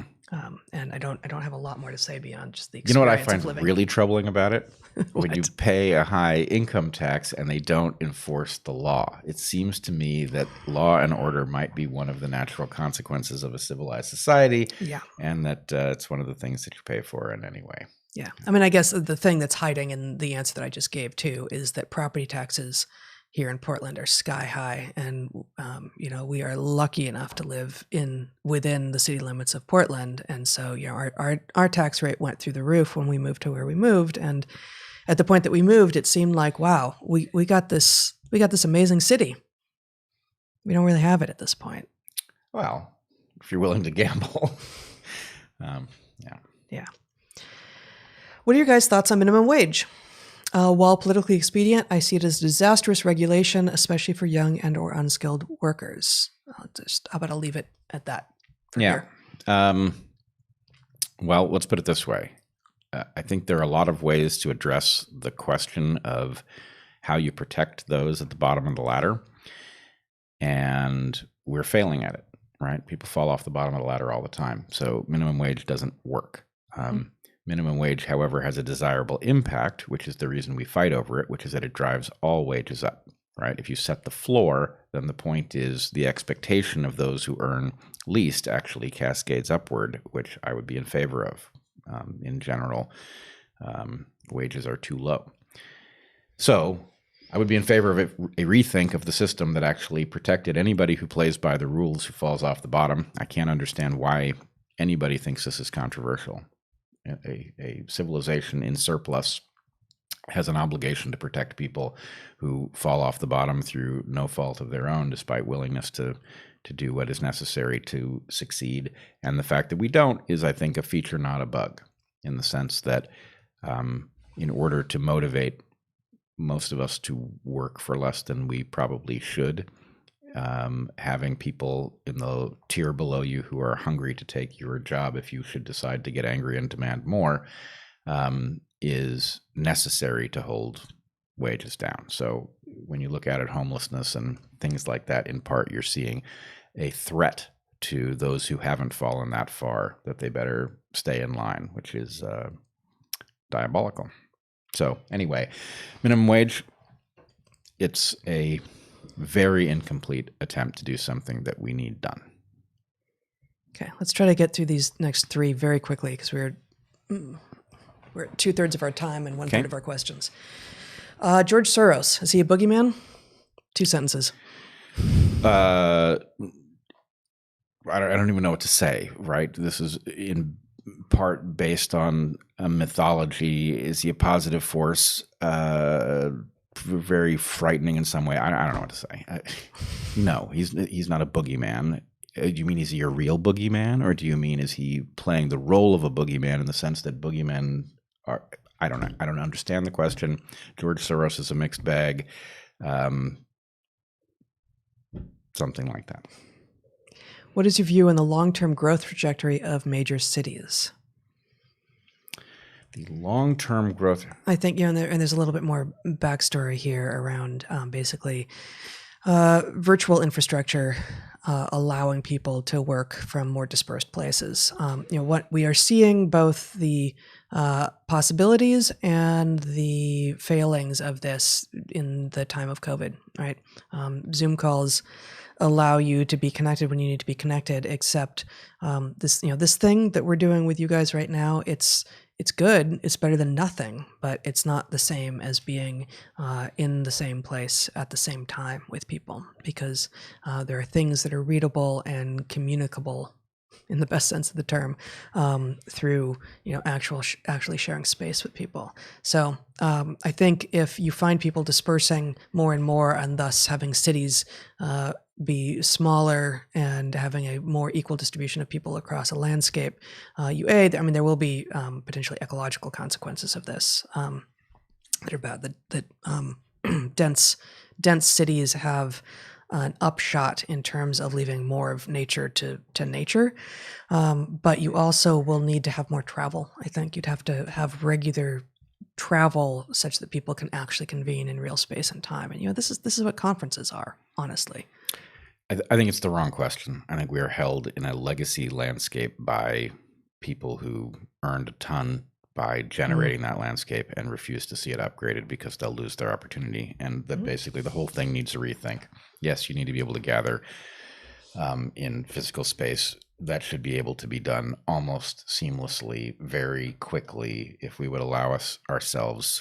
I mean, if you had fusion power, for example, what could you do with respect to transportation while being ecologically sustainable? So basically the thing is, somehow we have to actually leverage technology without using it in the way we have been using it, where it's so destructive. And were you to do that, you'd end up with a whole different world.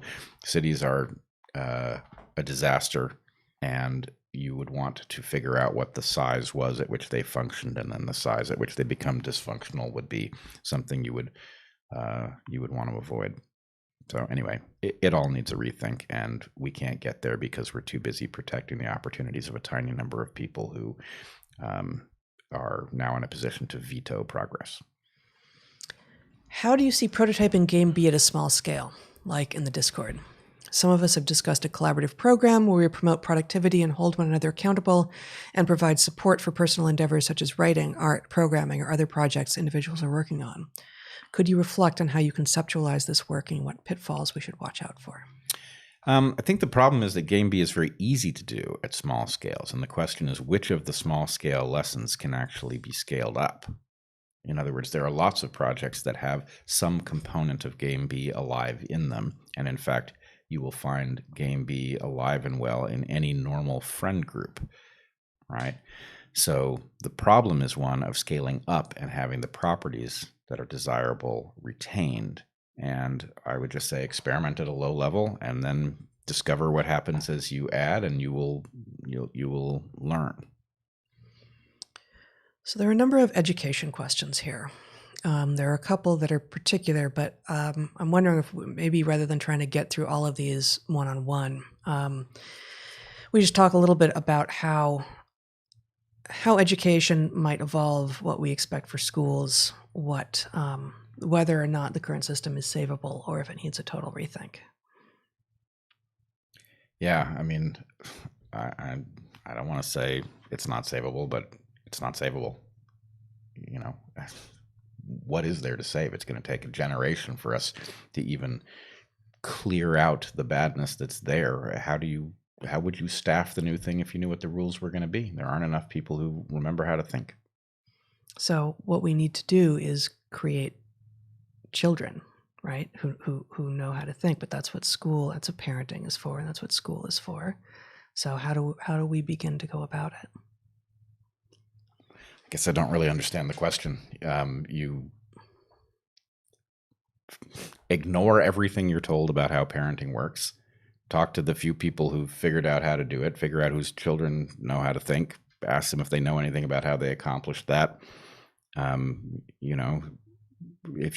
If you understand that childhood is not a thing in and of itself, that the purpose of childhood is to create highly functional, compassionate, decent adults that become satisfied at the point they accomplish things that we want accomplished, then you'll get somewhere. If you think childhood is a time of innocence and that we should let kids be kids and that's what it's about, then you've lost. So, well, one of the things that we used to do at Evergreen, there was an annual event in which I don't remember what the stated reason for it was, but as faculty, you were expected to present something, and maybe students would show up and maybe they would not, your students. And we, a couple of years, did something in which we talked about what higher ed should be. And Evergreen, which was already beginning to realize that we were not what it was expecting, would shunt us into rooms that were farther and farther away from the main part of the action, and we got more and more students each of the times that we did it, much to the chagrin of the organizers. And one of the main messages that we were giving was you don't know what the future looks like. Never before in history has the future been so unpredictable. And the last time we did this would have been what, like 2016 maybe, So this was like I think we did this like 2012, 13, 14, maybe 15, something, maybe 16.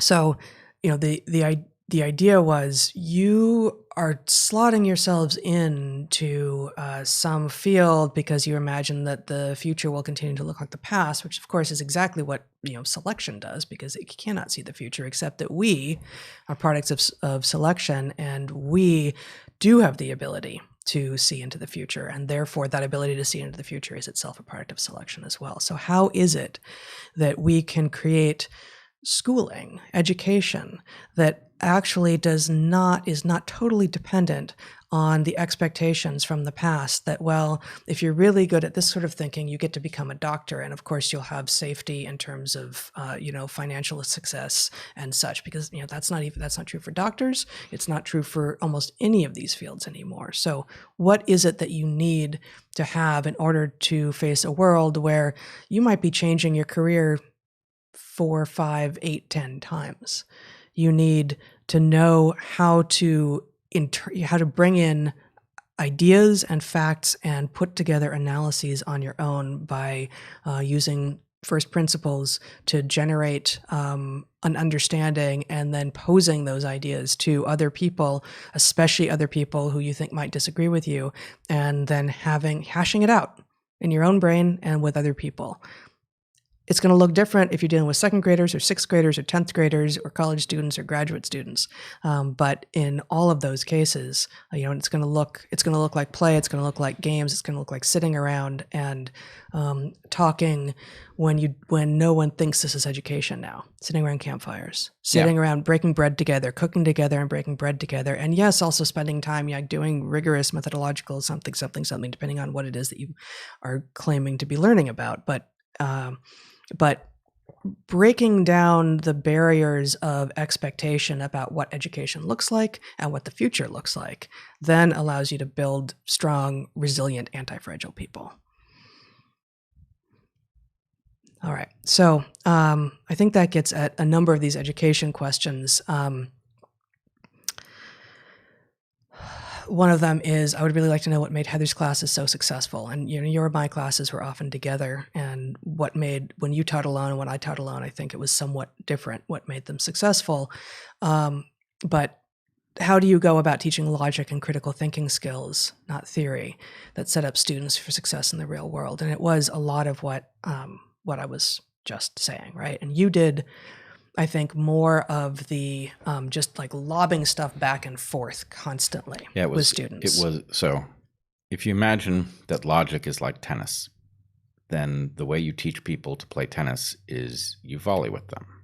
And that thing, there is no better thing you can do. Eventually you will get to a discussion about the strategy involved in tennis.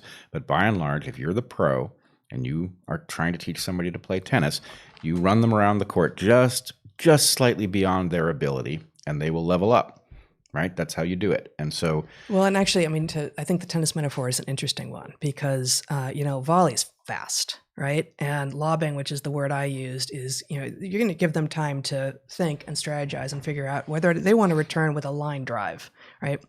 And usually, you don't see students trying to line drive you out, but you will. You can get the very quick back and forth in terms of volleys and the lobs, and sometimes you will, shoot a zinger down the line and say, okay, well, I won that point in terms of my logic appears to have been better than yours, but we come back to play another game. We come back to play another day. There will always be another day. None of this is ever end game. So that's part of it, right? None of it's ever end game dynamics. That's the thing about volleying is not scored, right? And so, well, but there's volley within sure, competition. There's volley within a competitive match. Yeah. But if you say, I'm going to go on the court and volley with you, what you were saying is we are going to engage in the physical part of tennis, but without the formal part of tennis.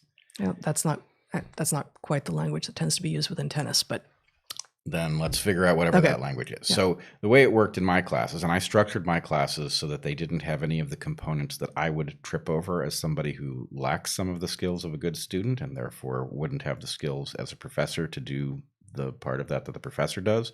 So first day, typically, if I was teaching freshmen, sometimes it was nobody I knew in the room, but in general, if I wasn't teaching freshmen, which was 3/4 of the time, there would be people I knew. But even in the case of freshmen, there's always somebody in the room who's ready to play. And if you can draw that person out, right, you give them reason to think it might be safe for them to engage in challenging you, and then you challenge them back.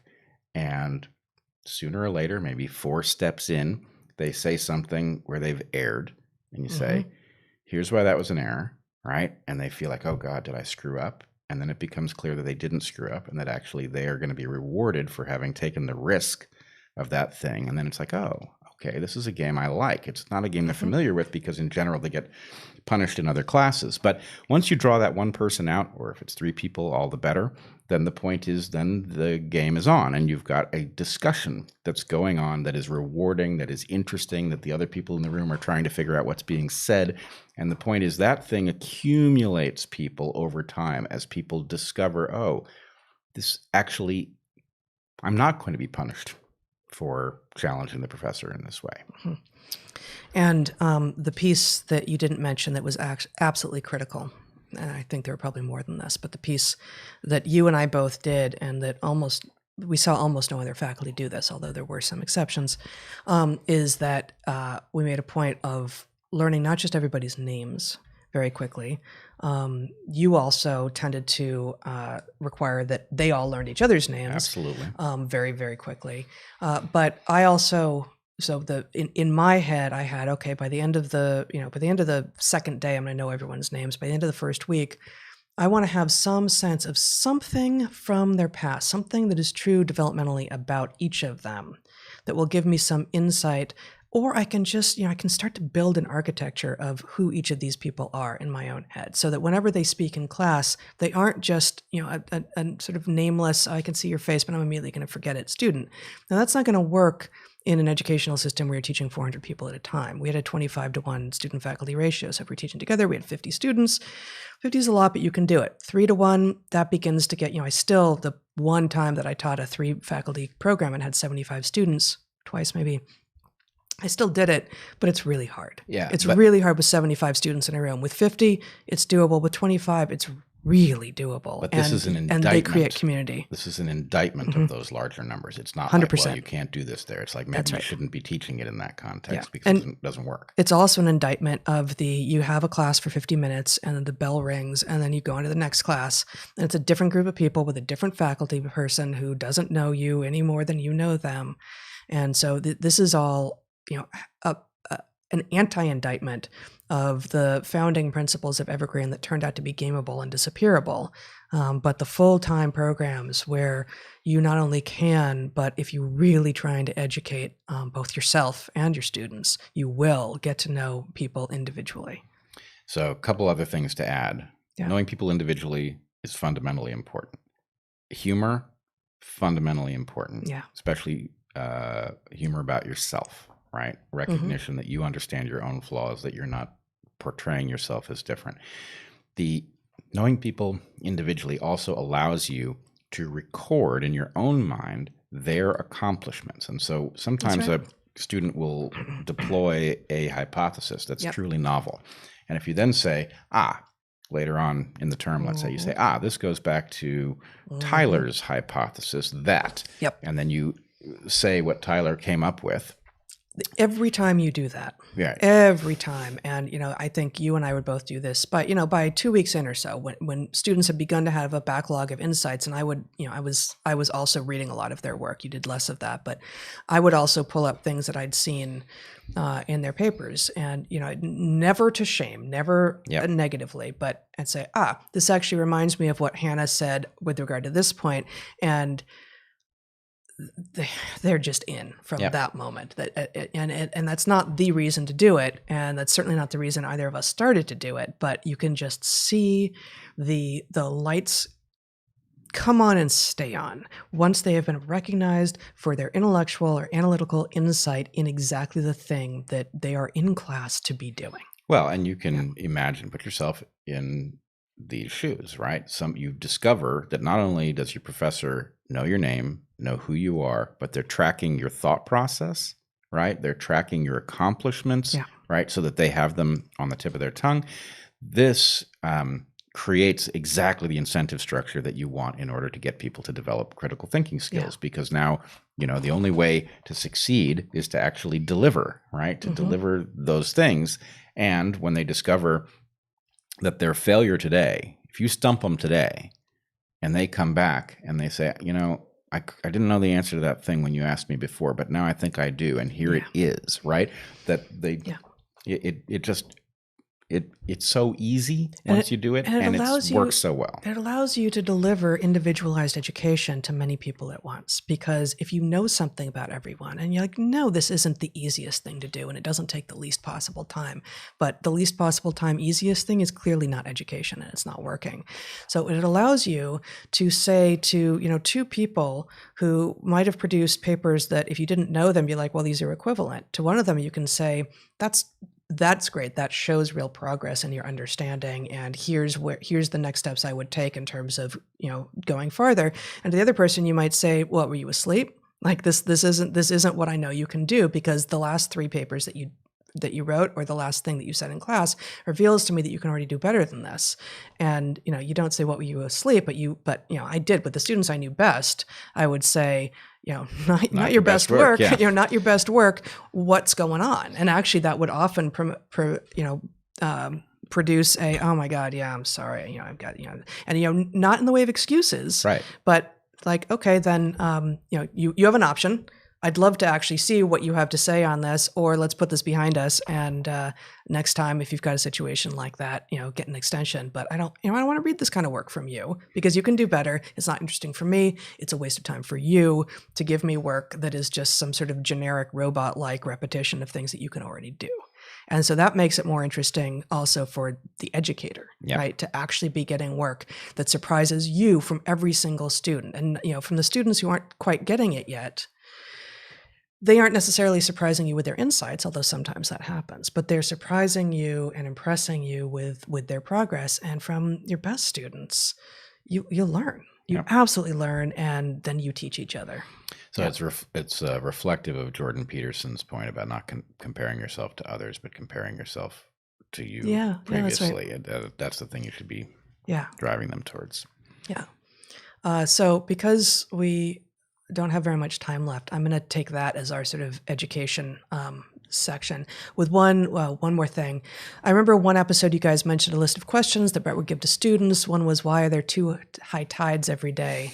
I'd love for us also to come back when we start doing theme episodes to be talking about education more. That's and a good idea. That was one, I actually thought when we were working at Evergreen of putting together a book on some of my assignments, because I was super proud of many of my weird evolutionary fictional narratives that cause people to try to figure out, like, what would that social system look like if the males were diploid and the females were haploid, for instance, right? And I think talking about some of these would be great fun. So many good questions. Trans women are women, literally false and metaphorically true? I'll caveat that question by saying I don't agree, but would appreciate your clarity. I don't think so.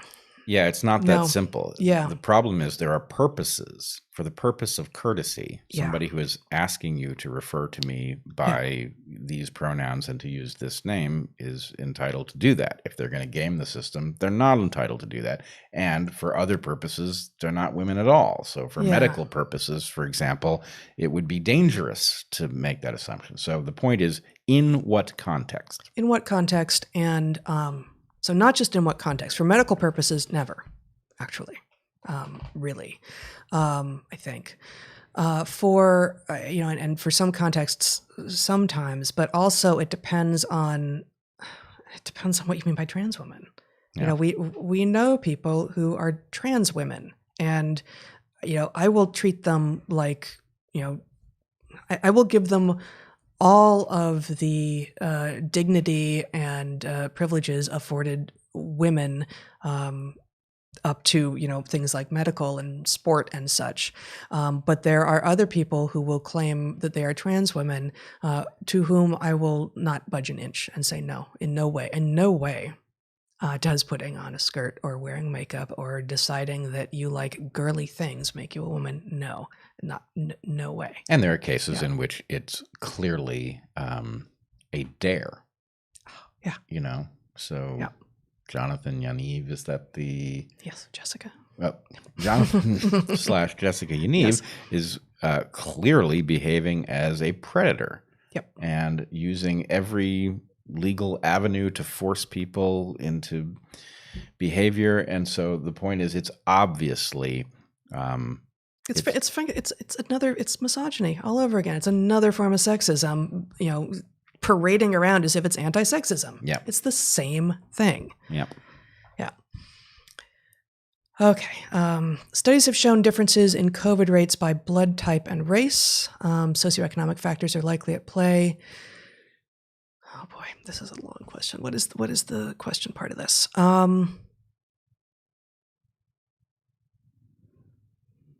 How about this? The common immortal HeLa cell line came from a 31-year-old African-American woman who died of aggressive cancer. Might this be further evidence of another mice telomere situation, where adaptations within a lab environment have downstream real-world consequences? Is this a line of inquiry worth pursuing, or is a cell line, and the original host's age, race, blood type, and underlying health conditions are not a factor in future experiments? Yeah. That's a really good question. Yeah, definitely. It's absolutely a hazard. A cell line is definitely not a cell line, especially a cancerous cell line, because the epigenetics are all screwed up in a cancerous cell line. Mm-hmm. Not only the genetics, but the epigenetics. So but when you say a cell line is not a cell line, you mean that a cell line always has its history with it. Well, you have different cell lines from different, you'll have some kind of a cell from a hair follicle or something. Yeah. Right. That's a particular kind of cell. Who it came from has an implication. Where it thinks it is developmentally has a different implication. If it goes cancerous, it has any implication, because basically you get chaotic epigenetic factors in that case. And in the case of COVID, the argument about lab leak, the thing that people miss is, if this came from a lab and it was anything other than a sample that simply had been taken from nature and escaped from a lab, then you're talking about something that was trained to a particular environment that has all kinds of consequences. And if it was trained on, let's say, cancerous lung cells, then that has epidemiological consequences for what it's good at. Is part of the problem with COVID, the reason that it attacks so many different cell lines, the fact that it was trained on a cell line that had chaotic epigenetics? That's at least a question we have to ask. So yes, it does have downstream consequences no matter what. And we should be asking that question. So yes, very much like the telomere situation. Yep. Okay. Let's try to go fast. Why on earth do human babies wake up screaming in the middle of the night? This seems completely maladaptive to me, at least from the parent's perspective. That is, isn't the baby just screaming out, "Hey, predators, here I am, come and eat me"? If this is correct, then are we doing something wrong in the West? Yes. Why do we put babies to bed in rooms by themselves? We shouldn't. I'm answering as I go. Should we instead be sleeping with them? Yes. I wonder how you both approach this as parents. Putting an altricial, helpless baby someplace far away from human contact is clearly maladaptive and nothing that any of our ancestors would have thought of doing. And the modern phrase is co-sleeping. And people who don't think that co-sleeping is safe point to those cases where parents have suffocated their children when they were sleeping on crazy soft surfaces and went to bed drunk or high and rolled over onto their kids in the night and suffocated them, which is not actually recommended. like this is not what is meant by co-sleeping. So I should point out that Heather is not a medical doctor, though she is sane. Yes, thank you. Mm-hmm. Yes, I've noticed both of those things, actually, about you as well. Oh, thank you. there's no reason to be separating your super helpless babies from you very early on. And does it disrupt your sleep? Actually, not nearly as much as having them scream in the middle of the night. And this never happened to us because our babies didn't sleep in different rooms from us. While they were babies, once they were weaned-ish, I don't know, 13, 14 months or something, they were in different rooms and they were fine with it by that point. So there was a lot of garbage advice given So much. in psychology and medicine on the basis that no evolutionary process was assumed in the teaching of either of those things. If you hear something like, it is important that you not love your kids too much because it will ruin them psychologically and they will become helpless, some bell should go off in your head that says that can't possibly be right, because kids are obviously wired to pick up good lessons in order that they be evolutionarily successful. So if anything just simply doesn't add up evolutionarily, there's a good chance you're being told garbage and you should ignore the people who are saying it. And your kid needs to cry themselves to sleep in a separate room. How does anyone past Darwin come to think that makes sense? Well, but no, to steelman it, and I'm not actually steelmanning it, I'm explaining it. So I published this New York Times op-ed a couple of years ago. Actually, Barry Weiss, right, solicited it from me and got it published. And it was about, I think the title they gave it was something like "Nature is Risky and That's Why Students Need It." And it was about putting students, in this case, college students, into places of high risk, because in part the risk is part of the education, that learning how to mitigate and navigate risk is part of the education.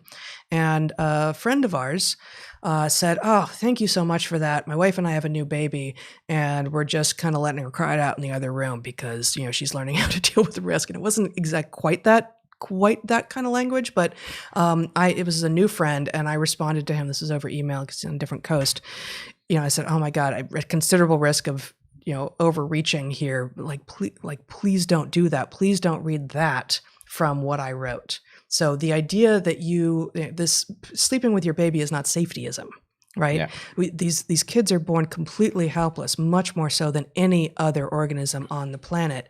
And what you need to do as a parent is to create an environment of such love and trust that they know that you will have their back, even at the point that you don't start being there all the time, such that you can very quickly, very much earlier than most parents who did kind of let them cry it out in a different room, you can start trusting them on their own with things like scissors and on bikes and, with all sorts of things in the big bad world that actually children that weren't helicoptered and snowplowed to death have been able to navigate for years. So you keep them real close and real safe and real loved so that they know it early on, and then you start letting them explore as soon as they are capable of doing so.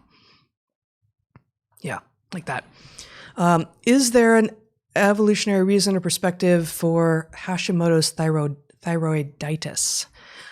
So this, I don't know a ton about this. It is a autoimmune disease of the thyroid, and I would say that I suspect that all or nearly all of the autoimmune diseases are about a response to the novelty of our post-industrial environment, that I suspect that there were almost no autoimmune diseases before that. And I can't speak, thyroid is probably going to be, an autoimmune disorder involving thyroid is probably going to track back to toxins of some sort, although I can't say that for sure. And there may well, once you've been diagnosed with it, may well not be any way around it, but I suspect that it doesn't really exist much, if at all, in a pre-industrial landscape. So I think novelty is going to be the explanation for these things. Yeah. One of the mechanisms is going to involve the selective effect that pathogens place on the immune system, so that pathogens that look like self put the immune system in a bind where it either doesn't respond to them and the pathogen gets a free pass, or it does respond to them and it attacks self-like tissue. And so anyway, there's a way in which modernity sets us up for these things by creating damage that wouldn't otherwise be there, etc. But anyway, yes, novelty is a primary driving force, but also the evolution of the immune system within a lifetime is going to be an important factor. Yeah. I'm not sure. I've heard you mention that you're opposed to the stoned ape hypothesis. Is the doubling of the human brain size in 3 million years mysterious, and what are the other hypotheses? One of the main sets of ideas around expansion of brain size, which I am fond of, although I don't think that any of the legitimate hypotheses would exist in isolation. I think this is not going to be an either or situation with regard to brain size development. It has to do with using fire to extract more calories and nutrition out of meat in particular, although veg too, and thus freeing ourselves from, not just being able to get a tremendous amount more nutrition and, out of our food, but freeing ourselves from the vast amount of time that we would have been spending basically just eating. So this is the Richard Wrangham hypothesis that he lays out in, I think it's called Catching Fire. No, something. No, it's Catching Fire. I think it is Catching Fire. Something Fire. Can't remember. So that would free us from a constraint, although temporarily. But I think the key idea here is actually Dick Alexander's, which is that essentially there's a point which he calls ecological dominance, where your primary hostile force is not nature, but it's other human groups. And at that point, you have an arms race, which is waged through intelligence, right? Understanding what your enemies are going to do, getting to the goodies before they do.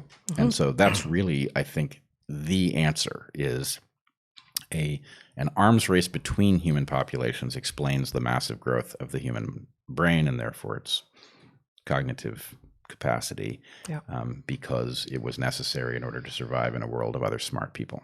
Yeah. And I don't know specifically stoned ape hypothesis, but there's certainly a lot of interesting thinking as to the coevolution of psychotropics and humans. In fact, the way that we first met Bob Trivers was in part, he had given this talk that we had both missed on the coevolution of humans and marijuana, which I then went to talk to him about, and he then followed me home and we got him stoned. and we spent an afternoon doing, engaging in evolutionary thinking with him at exactly that moment. So, the idea that was the instrumental thing, psychotropics, presumably stronger than marijuana, seems unlikely, but it is true that they are present in the vast majority of cultures that we can find, and that they have important explanatory power. I think I'm just going to have to skip the long questions because we have almost no time left, and I can't make my way through them. Might birth order be related to explorer mode? Yeah, of course. Absolutely. And, birth order is one of two things. It's either an aberration in which where you are born adjusts how you behave and it isn't adaptive, which makes very little sense, or where you are born in the order has implications for where the profit is to be found, which makes a great deal more sense. So anyway, we should pursue that at greater length another time. Absolutely. Could you share your takes on the Big Five personality traits model, and more specifically on IQ and how it was devised? Carve out 6 or 7 hours. That's right. How about just Big Five?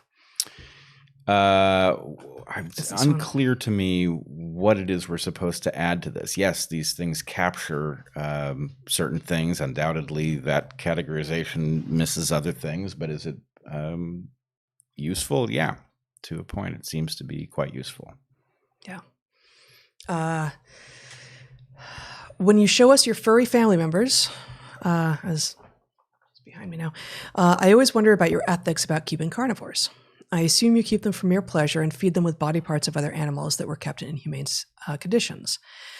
Maybe that's not even true. There's vegan dog and cat food that is perfectly healthy, and maybe there are even ways to source meat that are more ethical. I hope you have considered the impact on other beings in the environment. Industrial meat production is one of the main factors in deforestation and climate change. Please let us know your thoughts on these issues.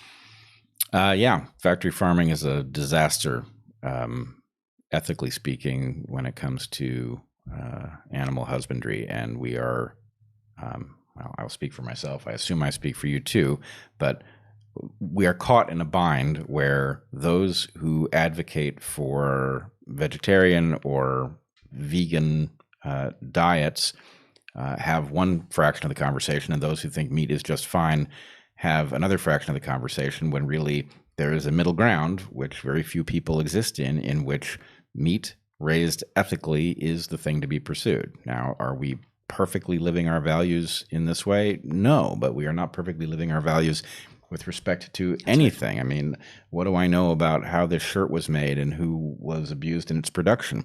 I don't know. But if you go back to my personal responsibility vortex talk, the answer is you are much more likely to have a more meaningful positive effect by advocating for the ethical production of stuff and the ethical functioning of society than you are trying to make your life live up to your values, where you will ruin yourself because you will effectively end up having to make all your own stuff in order to ensure that there's nothing hidden in its production, and you will, in so doing, eliminate your power over how stuff is actually produced in the real world.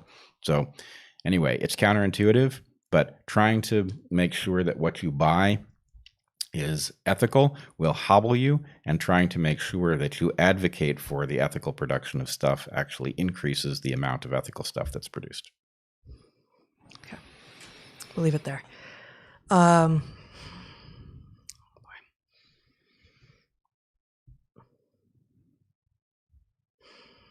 I wanted to just say this. The woman who asked about the left-handed spatulas last time says, why don't you participate in any of the discussions with the Dark Horse guests, Heather? Bret is amazing on his own, but I think you could add a certain je ne sais quoi to the dialogue. So because we did one last night that's not out yet with our friend Nancy Rommelman before the three of us went down to the protests that would become riots. I will say that it revealed exactly the thing that I figured would probably be revealed, which is that you and I can have a conversation because we know each other really well, but that it's much harder to have a three-way or longer or bigger conversation. And I think you navigated beautifully the Black Intellectual Roundtable, but it wasn't exactly a conversation. Right, it was sort of a back and forth, and it was rare that anybody got to speak with one another because it's too hard to navigate. Right, so yep.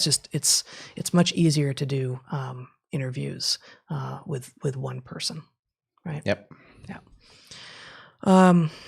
So there are a number of questions about unity. Yep. And I think that Bret, you should say. There's just a number of them here, and we've already skipped a whole bunch of other ones. But we're at our time limit, and I'd like for you to, what's the latest? What's the timeline? Is it a fair assessment to say that the plan is a sort of hidden information spring trap, with the trigger being a critical mass of displayed disinterest and the duopoly candidate choices? Yeah, there's a lot there. I saw Sam Harris on board. So what I can say is stay tuned. Big changes are afoot. There are people who are not publicly ready to come out, who are on the verge of doing so. And the real question is, at what point do we hit critical mass? So there are initiatives that are moving forward that have a technological component, and we are nailing down the last of the necessary pieces in order to unveil that. But things will look very different on the far side of it, and I should not say more in advance. Let me just pull out a couple little other comments from this. Okay. A lot of unity questions. Is it sufficient to just elect two good faith candidates? No. Okay. What else needs to happen?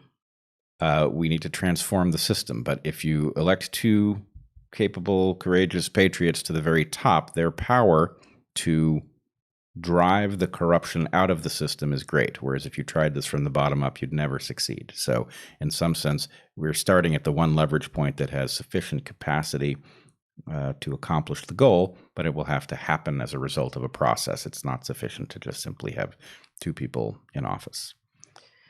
Okay, maybe we'll stop with this one. This is another long one, but I think it's a good place to wrap things up.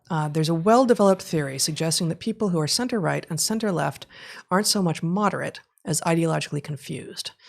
C538's The Moderate Middle is a Myth. That is, the partisans on the extremes take their own perspectives seriously, whereas the centrists pick and choose specific policies for reasons other than ideological framing. Is it possible that the exhausted middle from the Hidden Tribes framework is exhausted not because of the rancor of the wings, but rather because they aren't engaged to the same extent, i.e. they lack a coherent perspective? And it goes on, but I think that's enough to respond to right there. Well, I think it is, to some extent, a misunderstanding. The problem is you do have these fringes which are insane, which are driving the conversation into insanity, and they are stamping out a useful middle. Now, if you looked at my political compass test, you would find I am nowhere near the center. However, I do know that the center is where we have to meet to discuss the stuff that is not getting addressed, that is neither left nor right, or pieces are taken from the left and pieces are taken from the right. So I think we can drive ourselves crazy if we... Is there anything to the idea that centrists are tepid and lame? Yeah, centrists are tepid and lame. Does that mean that meeting in the center is tepid and lame? No, it doesn't mean that meeting in the center is tepid and lame. Can you take people who are... have a carefully thought out perspective from either left or right? Where would they meet? Well, they have to meet in the center. So I think the basic point is, yeah, the fringes would love to peddle the idea that if you are advertising anything in the center, that you are part of the problem. And they throw this at us, but they obviously are simply empowering themselves. So I'm calling their bluff. Who's bluff? The extremes. Those who would claim that your problem, your solution sucks because it's in the center, as does everything in the center. So I think I disagree with this framing.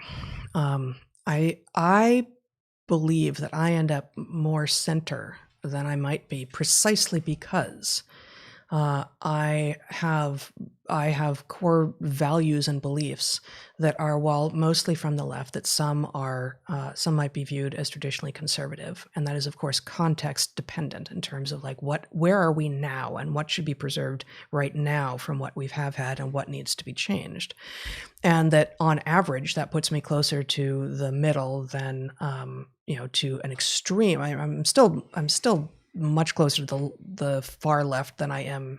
I'm about halfway between far left and center on that adaptive political compass test. Yeah. But I think the framing here is people who are center right and center left aren't so much moderate as ideologically confused. The partisans on the extremes take their own perspectives seriously, whereas the centrists pick and choose specific policies for reasons other than ideological framing.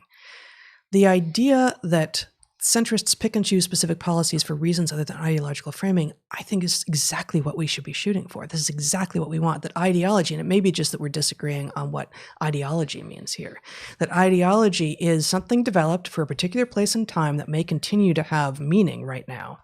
But in general, people who are ideologically consistent, who are in fact ideologues, have not developed any of their own thinking from first principles. They have simply accepted a slate, a platform, to use the language of the duopoly, and said, well, if I'm pro-choice, I must be anti-gun, and I must be pro-woke, and I must wear a mask on the streets, right? Like all of those things must go together no matter what, even though really those four things that I just came up with would appear to have no inherent relationship with one another, right? And whereas what might be the reasons other than ideological framing?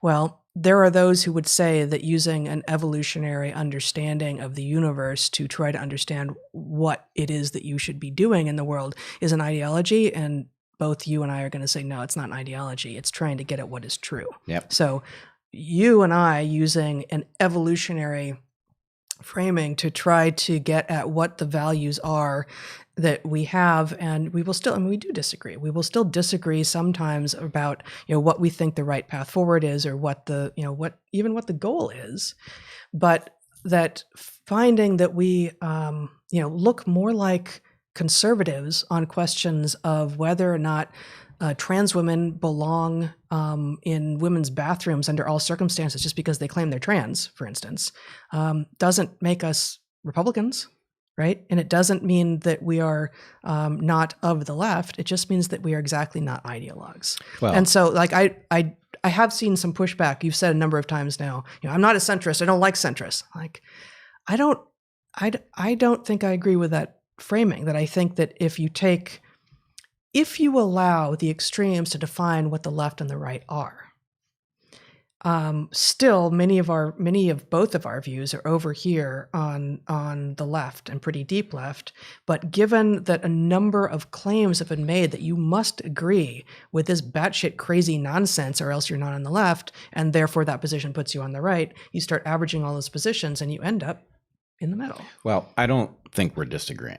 I think the framing is slightly different. But what I would say is I absolutely resonate with those who think that the center is not virtue, that moderateness. It is not in and of itself virtuous to be in the center. Right. There is nothing good about it. And there are lots of places. But you just jumped. That's a logical leap. It is not in and of itself virtuous to be in the center, and there is nothing good about it are not the same thing. No, they are the same thing. Why? They are the same thing. How can Because they be the the same point thing? is, there is a frame of mind, which is actually a kind of cryptic conservatism, in which the moderate middle is a place where one finds relief.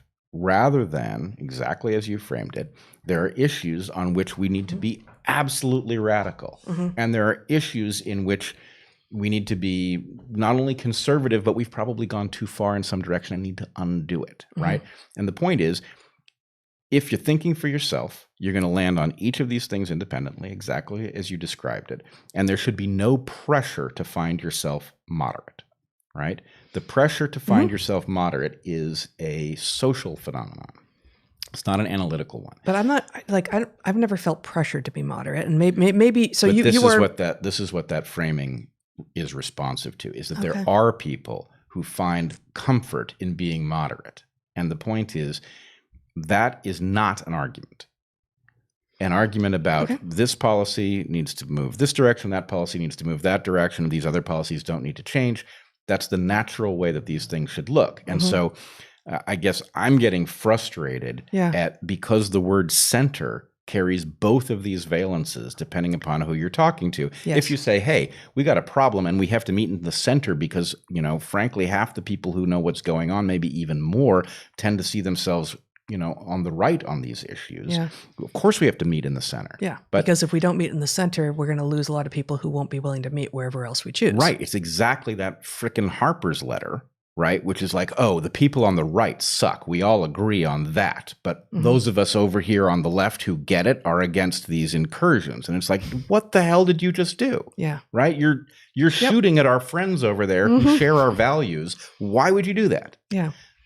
No, and it's actually very much like those of us on the left getting shot at by others who claim to be on the left. It's like you're not then, you aren't up to what you claim to be up to, or you're really bad at what you're doing. And either way, can you get better? Can you do better, please? Can you stop doing that? Yeah. Right. Things are dire enough that the fact is we have to gather with the people who don't suck. Right? Some of those are going to be from the right. A good many of them are. Yeah. And where are we going to meet? Do you want to meet on their turf or do you want to meet in the middle? Right? Yeah. It's not about the middle being good. It's about the middle is where we can talk about how to rescue ourselves from this disaster. Yeah. Yeah. Good. Okay. So that's a long time that we've been talking. Yes. I guess I would like to ask those of you who are here now, two things, and maybe I'll post these as questions on Patreon for people to respond to. Two different things. One, how might we do this in the future if we've got this hard cap at 2 hours to get as many of your questions as is possible while still being able to spend maybe 15 minutes on some, and knowing that we will therefore not get through more than probably 30 or so. And this time we had much more than twice that. And hopefully this continues to grow from our perspective. And so there'll be more people wanting to ask questions. So if you have any thoughts on what kind of a model might work, I'd be interested to hear it. And then secondly, the thing that I alluded to earlier, what kinds of programs or institutions or software might be useful to respond to and fight the wokeism that is everywhere now. proposals can be anything. And we are now in conversation with some people who are potentially interested. And this is not our main thing in life, but boy, if it were possible to create something that allowed people to come together and create real unity, that would be wonderful. Yep. Yeah. All right. Well, this has been fun. I would be lying if I didn't say I was pleased to get out of this chair. Yeah. We're getting new chairs soon. I've already had you guys drag up my office chair from downstairs. So soon enough we'll be in better back shape. All right. Yeah. Well, be well, everybody. Thanks so much for joining us. See you next time.